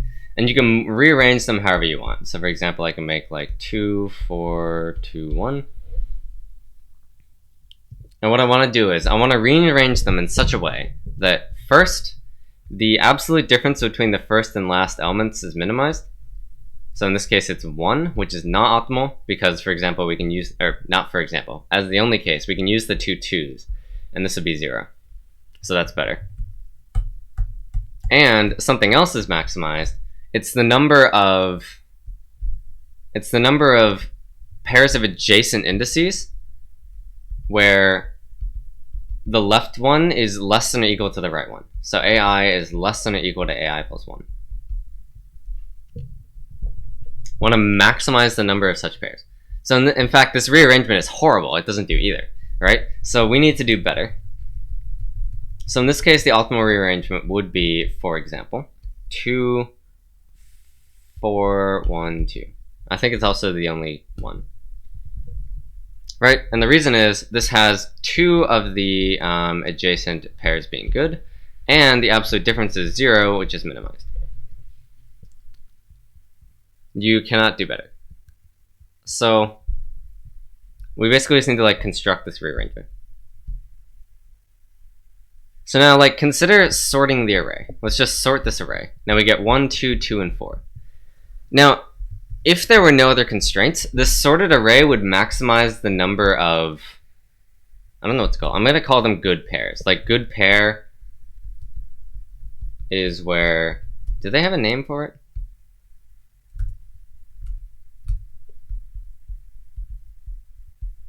I'm just going to call them good pairs, right? So good pairs of good, like, adjacent pairs is that. So this will maximize the number of good pairs. Because, actually, yeah, this is everything. Because, like, every possible index has AI less than or equal to AI plus 1 because it's sorted. And if it's not sorted, then there's some index that doesn't have this, which is sorted by definition. So that will work as well. So sorting the array is going to give you the best answer. The problem is, like, it's not always, that doesn't always minimize the adjacent difference, or the difference between the endpoints. So what we need to do is, we need to keep it, like, sorted, but we also need to mess with it a bit. And you can do this by rotating this array a bit. So if we rotate it 2 steps, so that if we rotate it so that the 2's are at the end, so for example here we would move this to the beginning, and then this would be at the end. Then we get 2, 4, 1, 2. And this gives you the optimal answer. But if you don't rotate it, I don't know what that means if you don't rotate it. Ignore that. But the point is also that to minimize the adjacent difference, it has to be one of these, like, adjacent pairs of elements.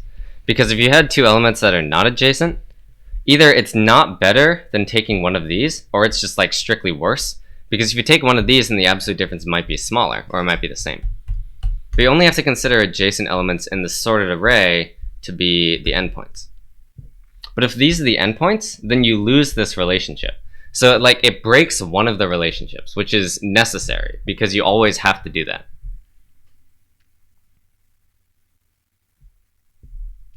So, like, because you always have to do that,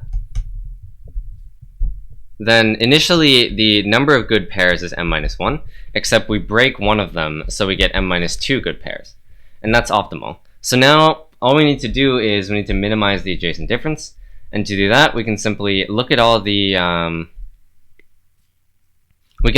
adjacent differences and rotate it so that the smallest one is the endpoint. So, like, in this case, the adjacent difference here is 1, the adjacent difference here is 0, and this is 2. So we rotate it so that this 0 is the endpoint. So that's the strategy. The only special case is when n equals 2. And this is special because the endpoints are also adjacent to each other. So in this case, for example here, maybe the solution would rotate this by 1, so this would become 3, 1. But that's bad because this can stay 1, 3. It'll have an extra good pair, and the endpoints don't change because there are only 2 elements. So n equals 2 is like a special case where you just print the smaller and then the larger one. But other than that, everything is handled. So basically, we read this in, we sort the array, we find the position of the smallest adjacent difference, and then we just rotate it so this is at the beginning, and that's what this does. Std rotate sort of handles that. I think you can work out the indexing to see that it works, or just try it yourself. And I'm not going to go over the syntax of this. You can look at documentation if you want to find out how this works. And then to handle the n equals 2 case, I just swapped the last 2 elements, because for n being greater than 2, it doesn't make a difference, and for n equals 2, it fixes it. So, like, it just happens to work. It's just this arbitrary thing I did to handle the edge case. You can also, like, have an if statement for n equals 2 and handle that specially. Either way, we'll be fine. It doesn't really matter. So that's sort of all. Everything's in queue. This was skipped, as expected. Oh, it's running. Exciting. Okay. This one. I don't have a proof for this. I do not want to come up with a proof for this. But basically the way I came up with this solution is, with game theory,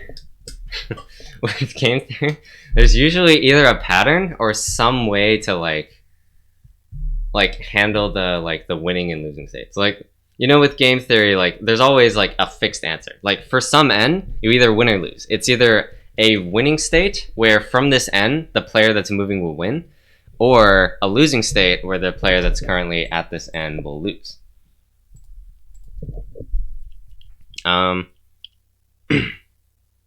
Right. So oftentimes with game theory, there's some way to exploit the winning and losing states to figure this out.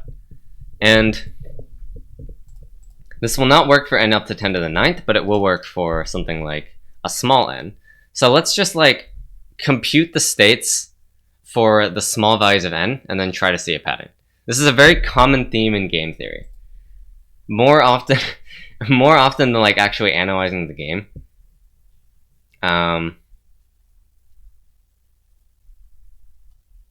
Yeah.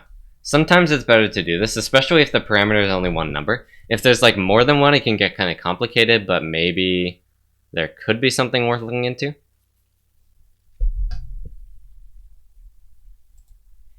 So this is how it works. We define f of n to be, is n a winning state?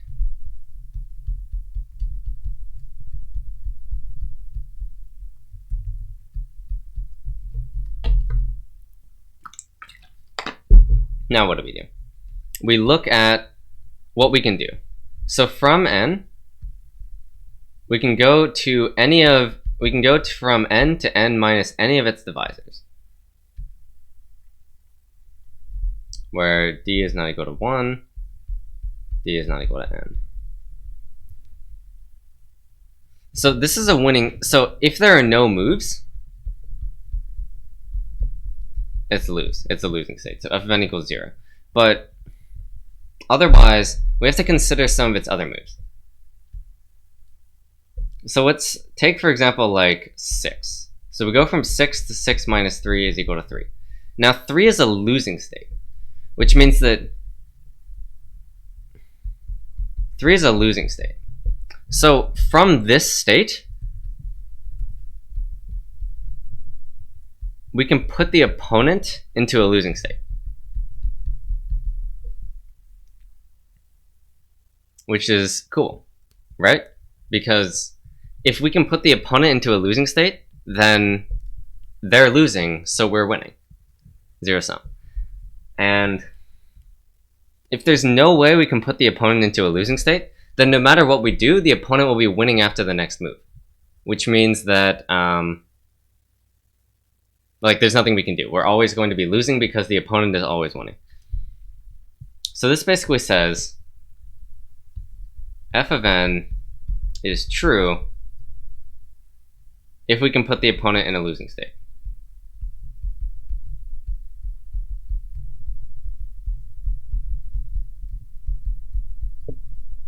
So let's let like d of n be the divisors of n.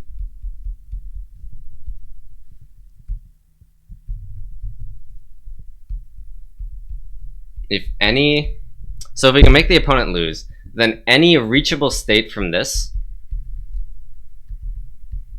is a losing state. So if any of the divisors we can make work is a losing state, then this is true. Otherwise, it's false. So this gives us like a d pure occurrence, right? Because f of n minus d is always less than n. So if we compute values from like 1 to n, for example, then this would like give us a d pure occurrence. And so this would be fine. So yeah. So basically, to compute this, we iterate over the divisors of n, and then we see if any of them are a losing state, and if so, then that makes this a winning state. If you want to see the code for that, you can rewind in the video to when I was solving D. I don't have the code for it now, but I wrote it to look for the pattern. And the pattern is interesting. So it turns out we get 1 is a lose, of course, because you don't have any moves from 1. 2 is losing, 3 is losing, 4 is winning, 5 is losing, 6 is winning, 7 is losing, 8 is losing, 9 is losing, 10 is winning, 11 is losing, 12 is winning, 13 is losing, 14 is winning, 15 is losing, 16 is winning, and so on. So looking at these numbers, it's like it's almost even odd.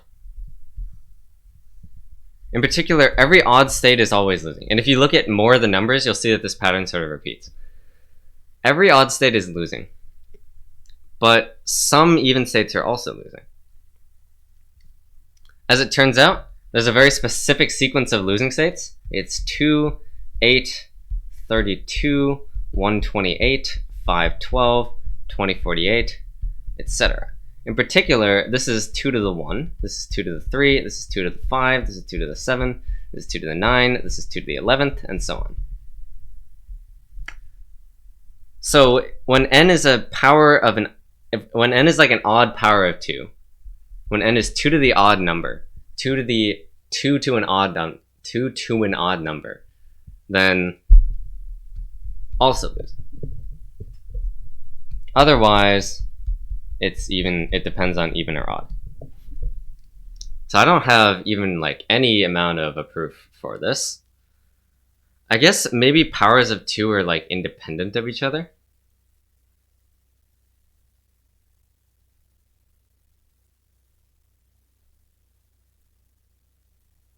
Huh, wait, why?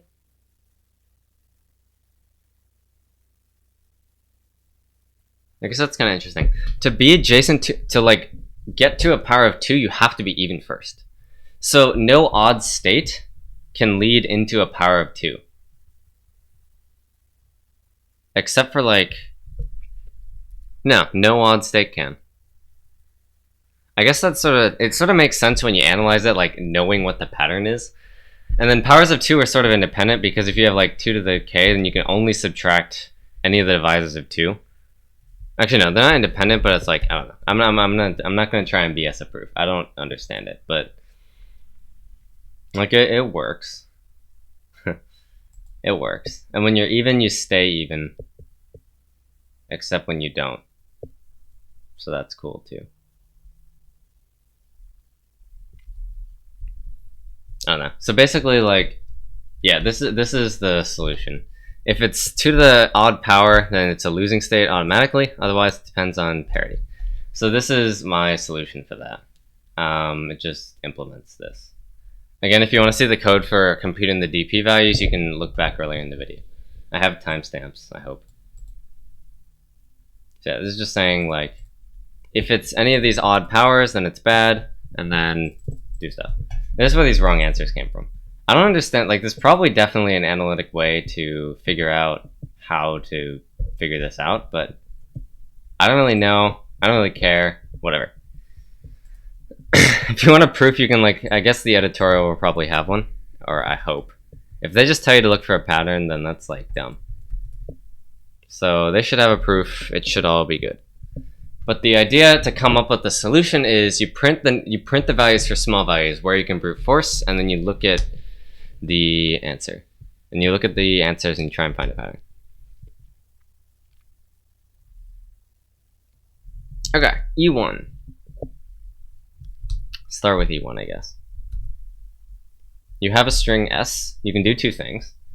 I'm just going to read out the statement. You can delete the last character, or you can duplicate it. So, like, add it to itself.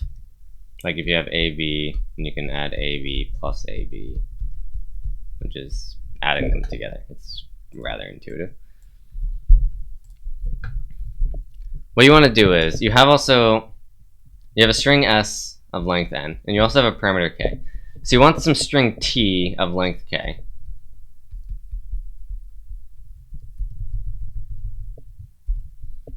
So you have some string s where the length of s is n. This is length, by the way. This is common notation. And then you want some t where the length of t is equal to k. You also want t to be lexicographically minimal, which they define here. Basically, it's like you compare, and then at the first place where they're not equal, you compare like character by character, and then the first place where they're not equal, the one that has a smaller character is lexicographically smaller. And also, like, a space is considered to be smaller than any other character. So, like, if one string is a prefix of the other, then it's smaller. So using these operations, you want to generate the lexicographically smallest string.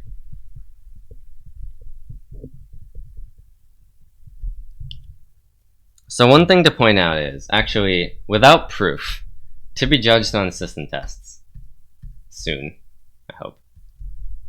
Without proof, the order of operations is as follows. Delete, duplicate, delete.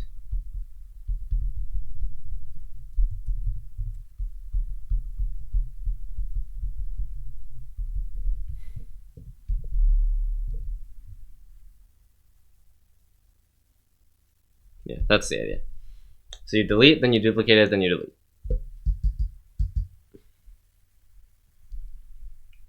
So why does this work? Oh my god. Okay. Yep. Okay. Ignore that. So you delete and then duplicate and then delete. This gives you a solution because n is at most 5,000. You try the prefix from 1 or from 0 to I for all possible prefixes of I, or for all possible prefixes of the string s. So you say this is going to be the remaining string. So this is not deleted. Then everything else is deleted. Then you duplicate that until you get to a string larger than k, and then you delete the rest. So you fix the string that's not deleted, you duplicate it until it becomes larger than k, and then you delete the rest. And yeah, so that will work. I don't know why, but it works. Actually, I can prove it, but it sort of depends on the solution for E2. So I don't really understand like what the point of E1 was.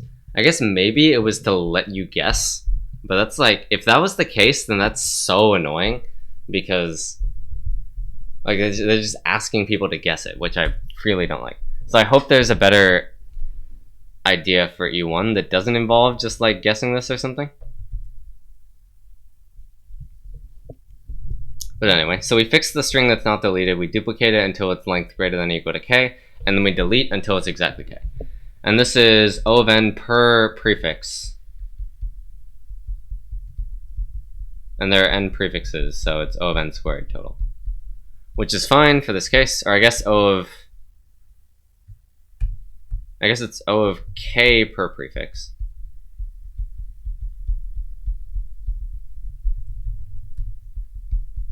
Yeah, so it's O of nk. But you can also assume like n is less than or equal to k, because if n is larger than k, you can like delete the string until it's not, because you will anyway. So you might as well make it k squared, but like it really doesn't matter. So this gives you E1. And then for E2, we sort of do more with it. Still in Q. System tests are slow today. Okay, now for E2, we sort of like, we repeat this idea and we also prove it in the same breath, which is sort of stupid, but like, yeah. So let's consider just the first operation we do. So we have this initial string. Then maybe we delete some characters. So we're left with some prefix to the string. Then maybe we duplicate, the next thing we do is duplicate, because we like, there are only two operations. So once we're done deleting, we duplicate. And then we're left like this. So then now say we do some deletions from this string. Well, if we delete enough so that it went past the original string, then like there was no point in duplicating here. We might as well just like have deleted this much and then did the duplication with that, because there's no point duplicating. We got rid of everything that was duplicated anyway. So we just assume we don't do that, because that's stupid. So now what we want to do is figure out, how do we minimize this? Let's minimize just the first duplication. And then it turns out that this will always minimize everything. But how do we minimize the first duplication? Let's consider just the first character. Say this first character is like D.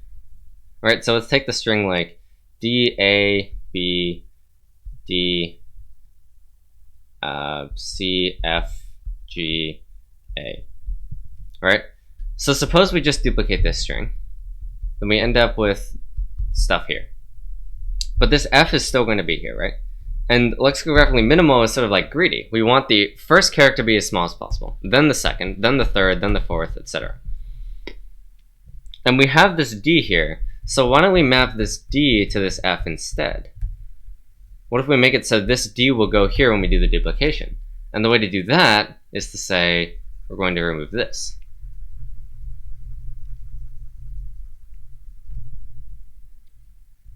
Now we're left with this. So now we deleted that. So what do we do about this now?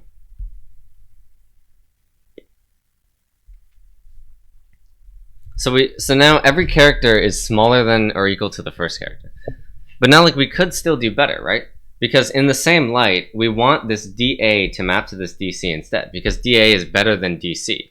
So we would want to get rid of this DC and we want to map this DA here. So we do that here.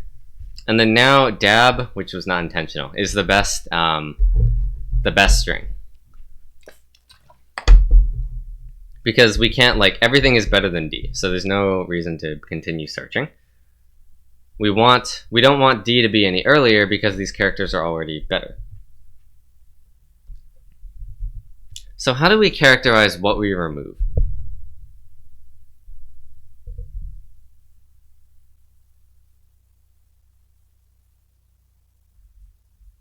And as it turns out, actually wait, how is this going so far? I'm still interested in system tests. Okay. So how do we characterize what we remove? Like when we remove some character, for example, when we remove this DC because it's worse than DA, we have to remove everything better than it. But we also like don't need to remove everything. Because all we need to do is make sure this DC doesn't exist. So maybe we only need to get rid of this C. Then we're left with this, and this is fine.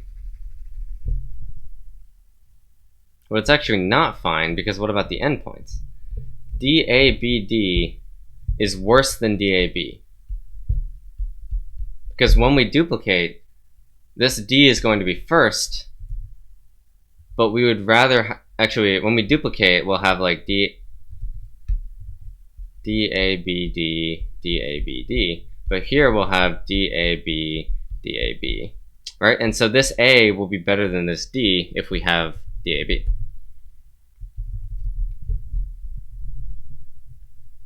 So thinking about this a bit more,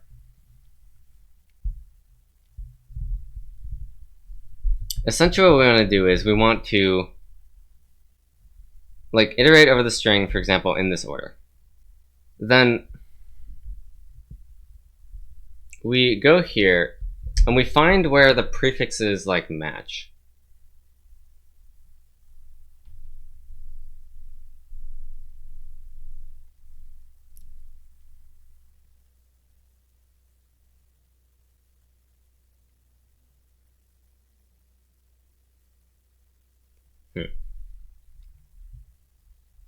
Yeah, so we find like we go through here, and then we look at, for example, the first position.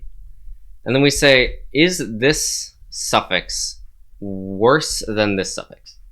And if not, then we want to keep this character, because this character will be better to have earlier because this suffix is better. But if it's worse, for example, here, what do we need to do? First, we need to remove everything that's not equal. So everything that's like, every part of this suffix that's worse, we remove it.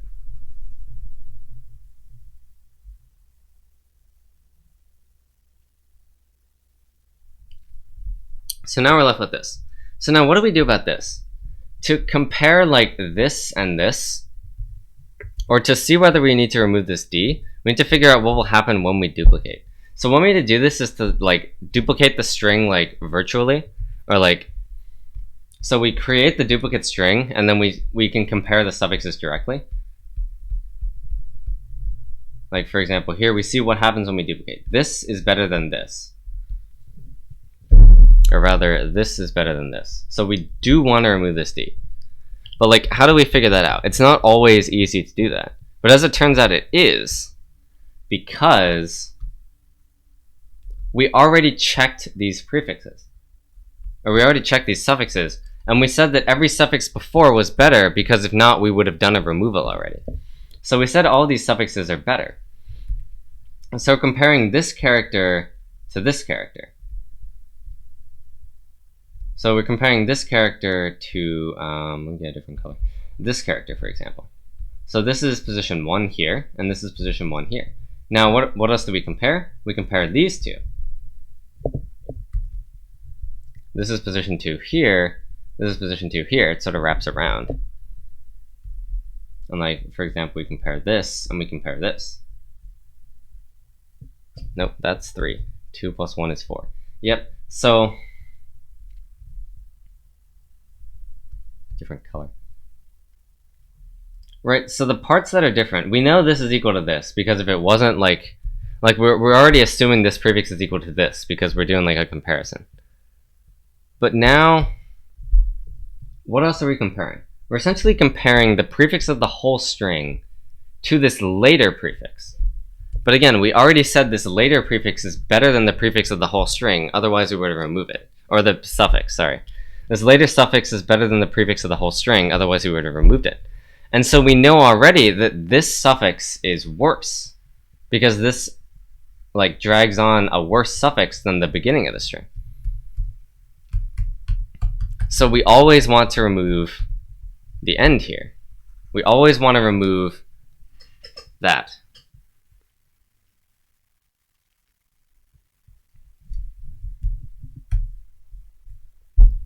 So as it turns out, the first suffix that's worse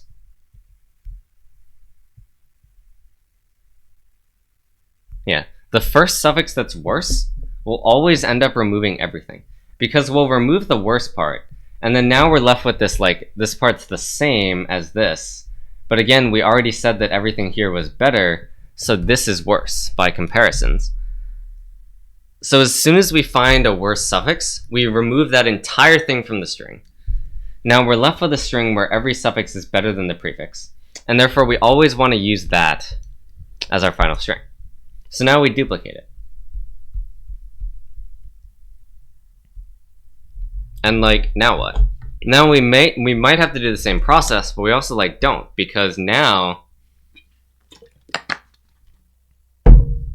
like, how would a suffix be worse? We already have it so that all of these prefixes is better than this one, and all of these prefixes is better than this one.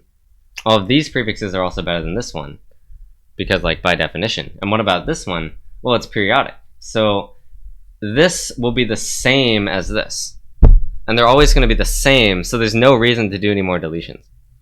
So this sort of analysis kind of proves that the initial strategy of delete from the initial string, duplicate it a ton until you get a big enough string, and then delete only after that. So you never need to like strategically delete more than once. You just delete so the string isn't too long. Alright, so that may have been unclear. So the strategy here is we find the first suffix that's worse. We remove that entire suffix, and then we duplicate this string until its length is greater than k. Or greater than or equal to k, and then we take the first k characters.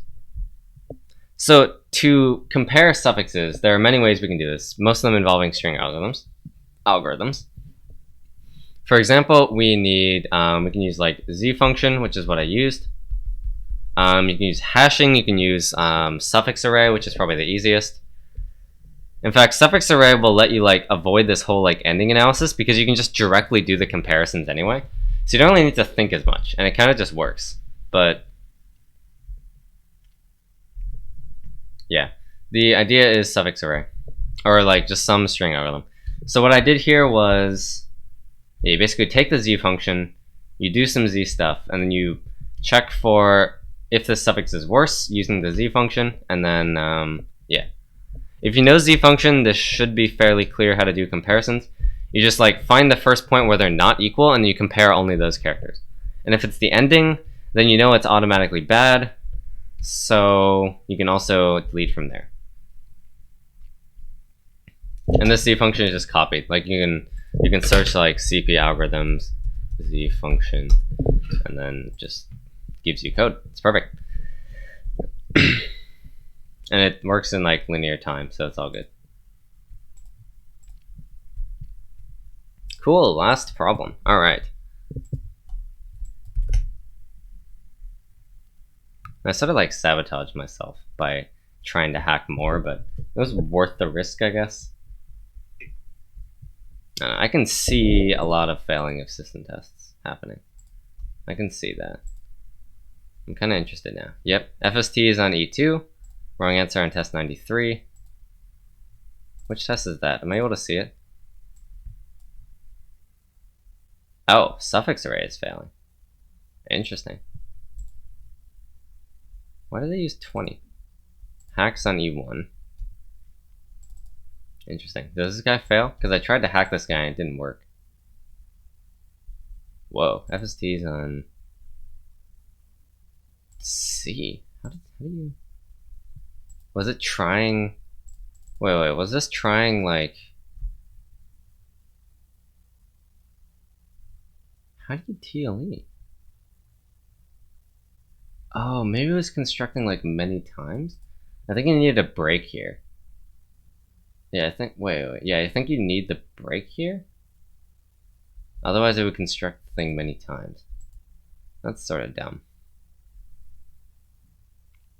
That was very slow on this.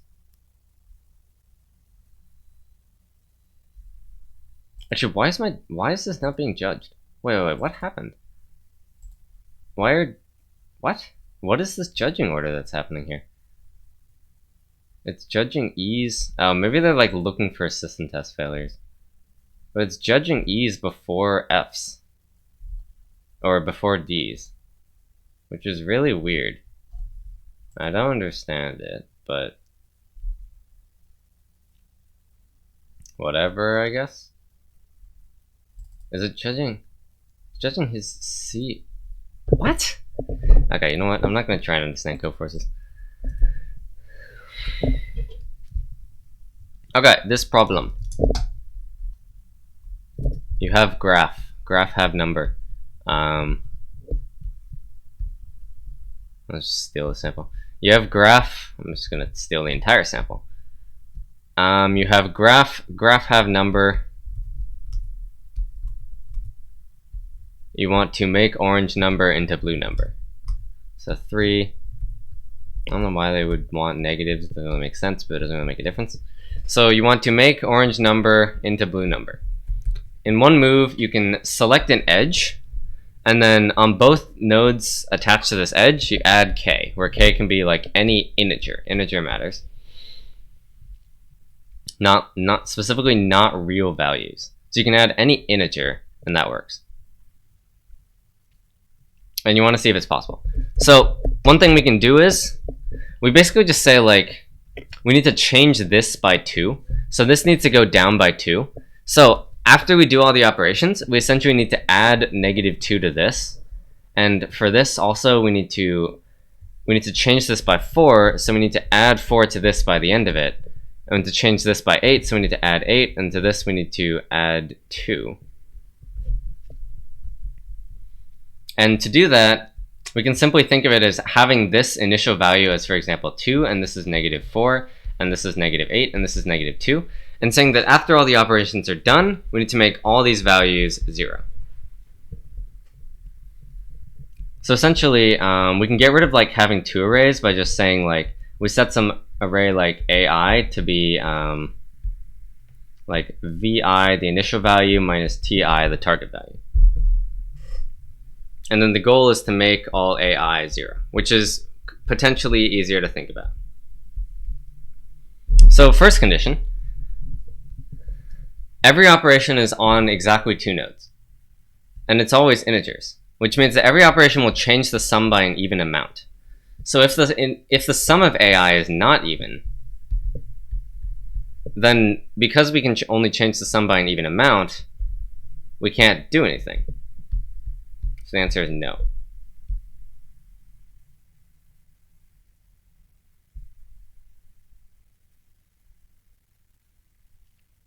Yeah. So if the sum of AI is odd, the answer is no, automatically. So that's cool. Otherwise, the sum of AI is even, so now it's more interesting. So now you just gotta like think about things. And one of the things to think about is bipartiteness.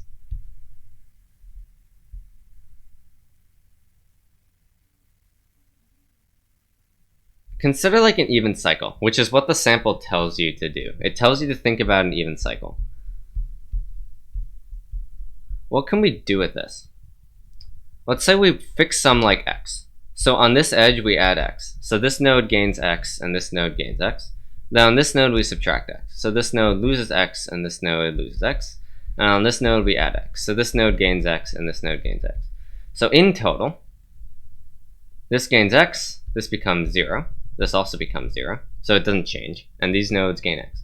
So really, all we really did was we just added x to these two nodes. And all of this could be done in one operation. So for an even length cycle, as it turns out, this is always true, that every operation we do involving the cycle can be mimicked by doing some other operation like not involving that cycle. So for even length cycles, they don't help us. Because every operation can be simulated using some, like for example, suppose this wasn't a cycle. Suppose we removed an edge here so that this wasn't a cycle. Or suppose we removed this edge. So removing this edge is fine because we can do this operation by doing this sequence of operations, and it would be identical. So with any operation we would ever do with an even length cycle, we can do the same operation even if we remove one of the edges from that cycle. What about odd length cycles? That's sort of more interesting because there's sort of like this alternating fashion. So what happens if we try and do this? We add x here. So this gains x and this gains x. Then we subtract here. So this loses x and this loses x. So this is sort of like a transfer. We transferred x from this node to that one. As it turns out, this is better.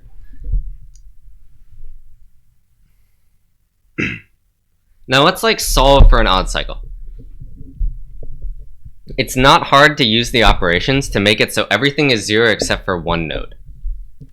Like, because the graph is connected, that is. The graph being connected matters. But because the graph is connected, it's not hard to use the operation so that some node is not 0. So that every node is 0 except maybe one of them. So let's draw another odd cycle.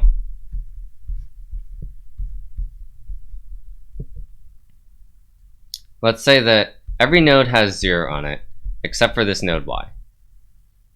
Okay, I'll describe the strategy, I guess. Basically, you take a spanning tree, and then you like remove leaves successively until you're left with one node. And then that makes everything 0 except for 1.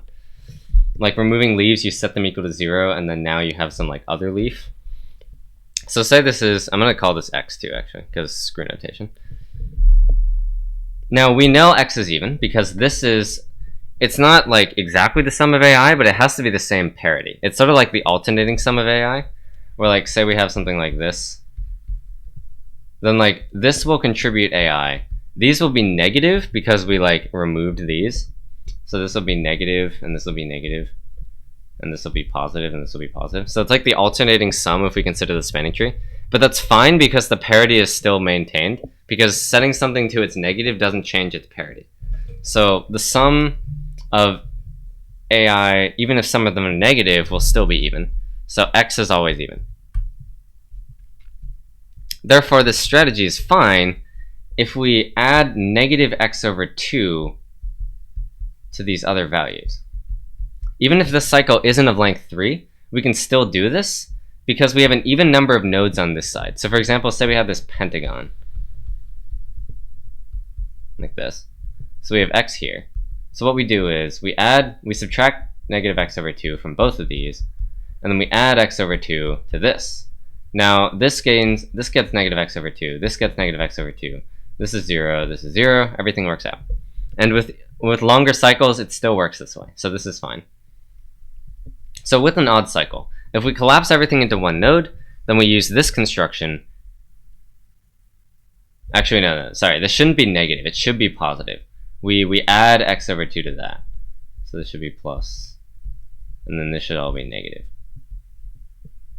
That makes more sense, right? So now here, to get rid of this, now we subtract x over 2,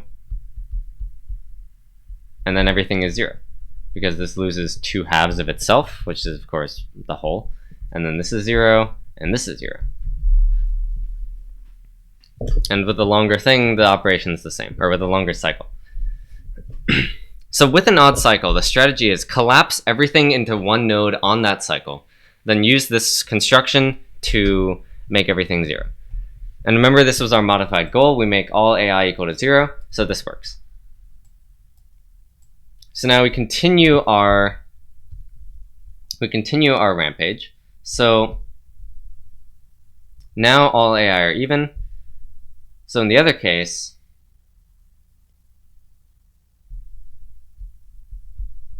what happens? So if we have any odd cycle, the answer is yes. Otherwise, every cycle is either even or there are no cycles, which is equivalent to bipartiteness, which is convenient. Convenient, though not really necessary, so it doesn't really matter that much, but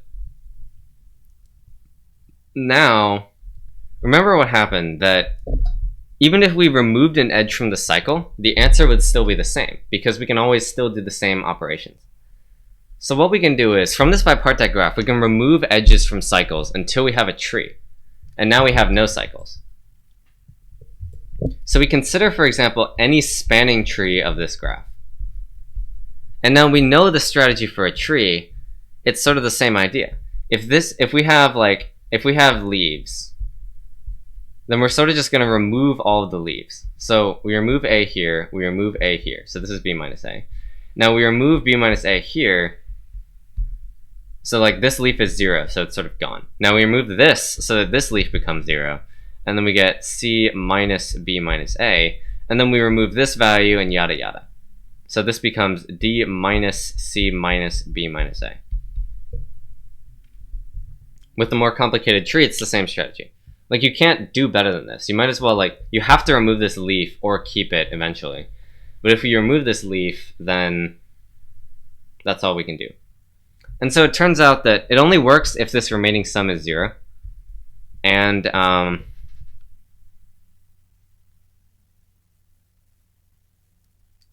this sort of like, this sum, it sort of like expands, or like it's like, if you like sort of expand it out or think about it, it becomes like, with the bipartite coloring, say we have this coloring, if we bipartite like color the tree in particular, and this is the root, so the root node is red, everything at even distance from the root is red, everything else is blue. Then the alternating sum is going to add all of the red values, and all the blue values are going to be subtracted. So the condition is if the alternating sum is 0. And the way to check that is if the sum of the red values is equal to the sum of the blue values, then it works. We can make everything 0, and otherwise this alternating sum is not 0, so there's nothing we can do now. Because we don't have an odd cycle, this strategy is not going to work. So now we check, for example, if the sum of the red, like say we color the nodes red and blue in the bipartite graph. So if the sum over all red AI is equal to the sum over all, wait, no, that's the wrong, I have to do that. If this is equal to the sum over all blue AI, then yes. If they're not equal, then the answer is no. So this is sort of the decision tree. So if all AI, if the sum of AI is odd, automatically we can't do anything. because every operation adds an even value. Otherwise, the sum of AI is even. So if we have an odd cycle, as described before, we have a strategy to make everything 0, so the answer is yes. Otherwise, it's bipartite. So as considered, like considering considering any spanning tree, because we're allowed to do that, we check if the sum of the red values is equal to the sum of the blue values, or we can like directly compute the alternating sum. It doesn't really matter, and the reason we don't care about the root of the spanning tree is because of this like bipartite idea, that it doesn't really matter the way we color it. There's always one unique coloring for any connected bipartite graph. So if the sum of both colors are the same, the answer is yes. Otherwise, the answer is no. That gives us a solution. Okay, so my E1 passed, which is interesting. Yeah, I'll go over the code really quickly also. These standings are so dumb. Why would it judge F? Why would it judge F before D? What is happening here? Oh no, he failed that too. That's sad. Wrong answer on test 43. Interesting. Well, Anando's a fail system test. I wonder if he will. I don't know. Anyway, so the solution idea is compute the sum, check if the sum is even. If this is odd, print no. Otherwise, we cannot color it. So if it's not bipartite, then we have an odd cycle, which is like a well-known thing. So the answer is yes. And otherwise, we compute the alternating sum, and depending on that, if it's 0, the answer is no. Or if it's not 0, the answer is no. Otherwise, the answer is yes. Okay. I don't have much more to say. I don't know what's going on with system tests, but slightly crazy. This is red because I resubmitted it, so that's fine. Is it just... This judging order is so weird. It's so weird. Why does the judge just E2 way before his E1? Okay, he went backwards, so that's fine. This is so weird. I submitted this, like, at 102, right? So why would it judge his F before mine? Maybe it's shadow tests. Oh, some people I looked at did fail. That's unfortunate. I guess I missed something. Wait, did one of the guys I tried to hack fail? Or was he correct? Who did I try to hack? It was this guy who got his E1. E2 has not been tested. These standings look so stupid. Like, just look at this. What is this scoreboard? This looks so dumb, the way the judging has happened.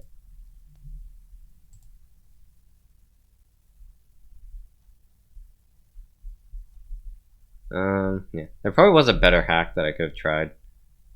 Yeah, whatever. Okay, you can see standings like after. I mean, this video will be up quite a bit after that anyway, so I guess we'll see. If I fail system tests, we'll find out. Hope you all at least had fun. I don't know. Might not have done well. This round seems to be a bit chaotic, but that's fine. That's all I got. Goodbye.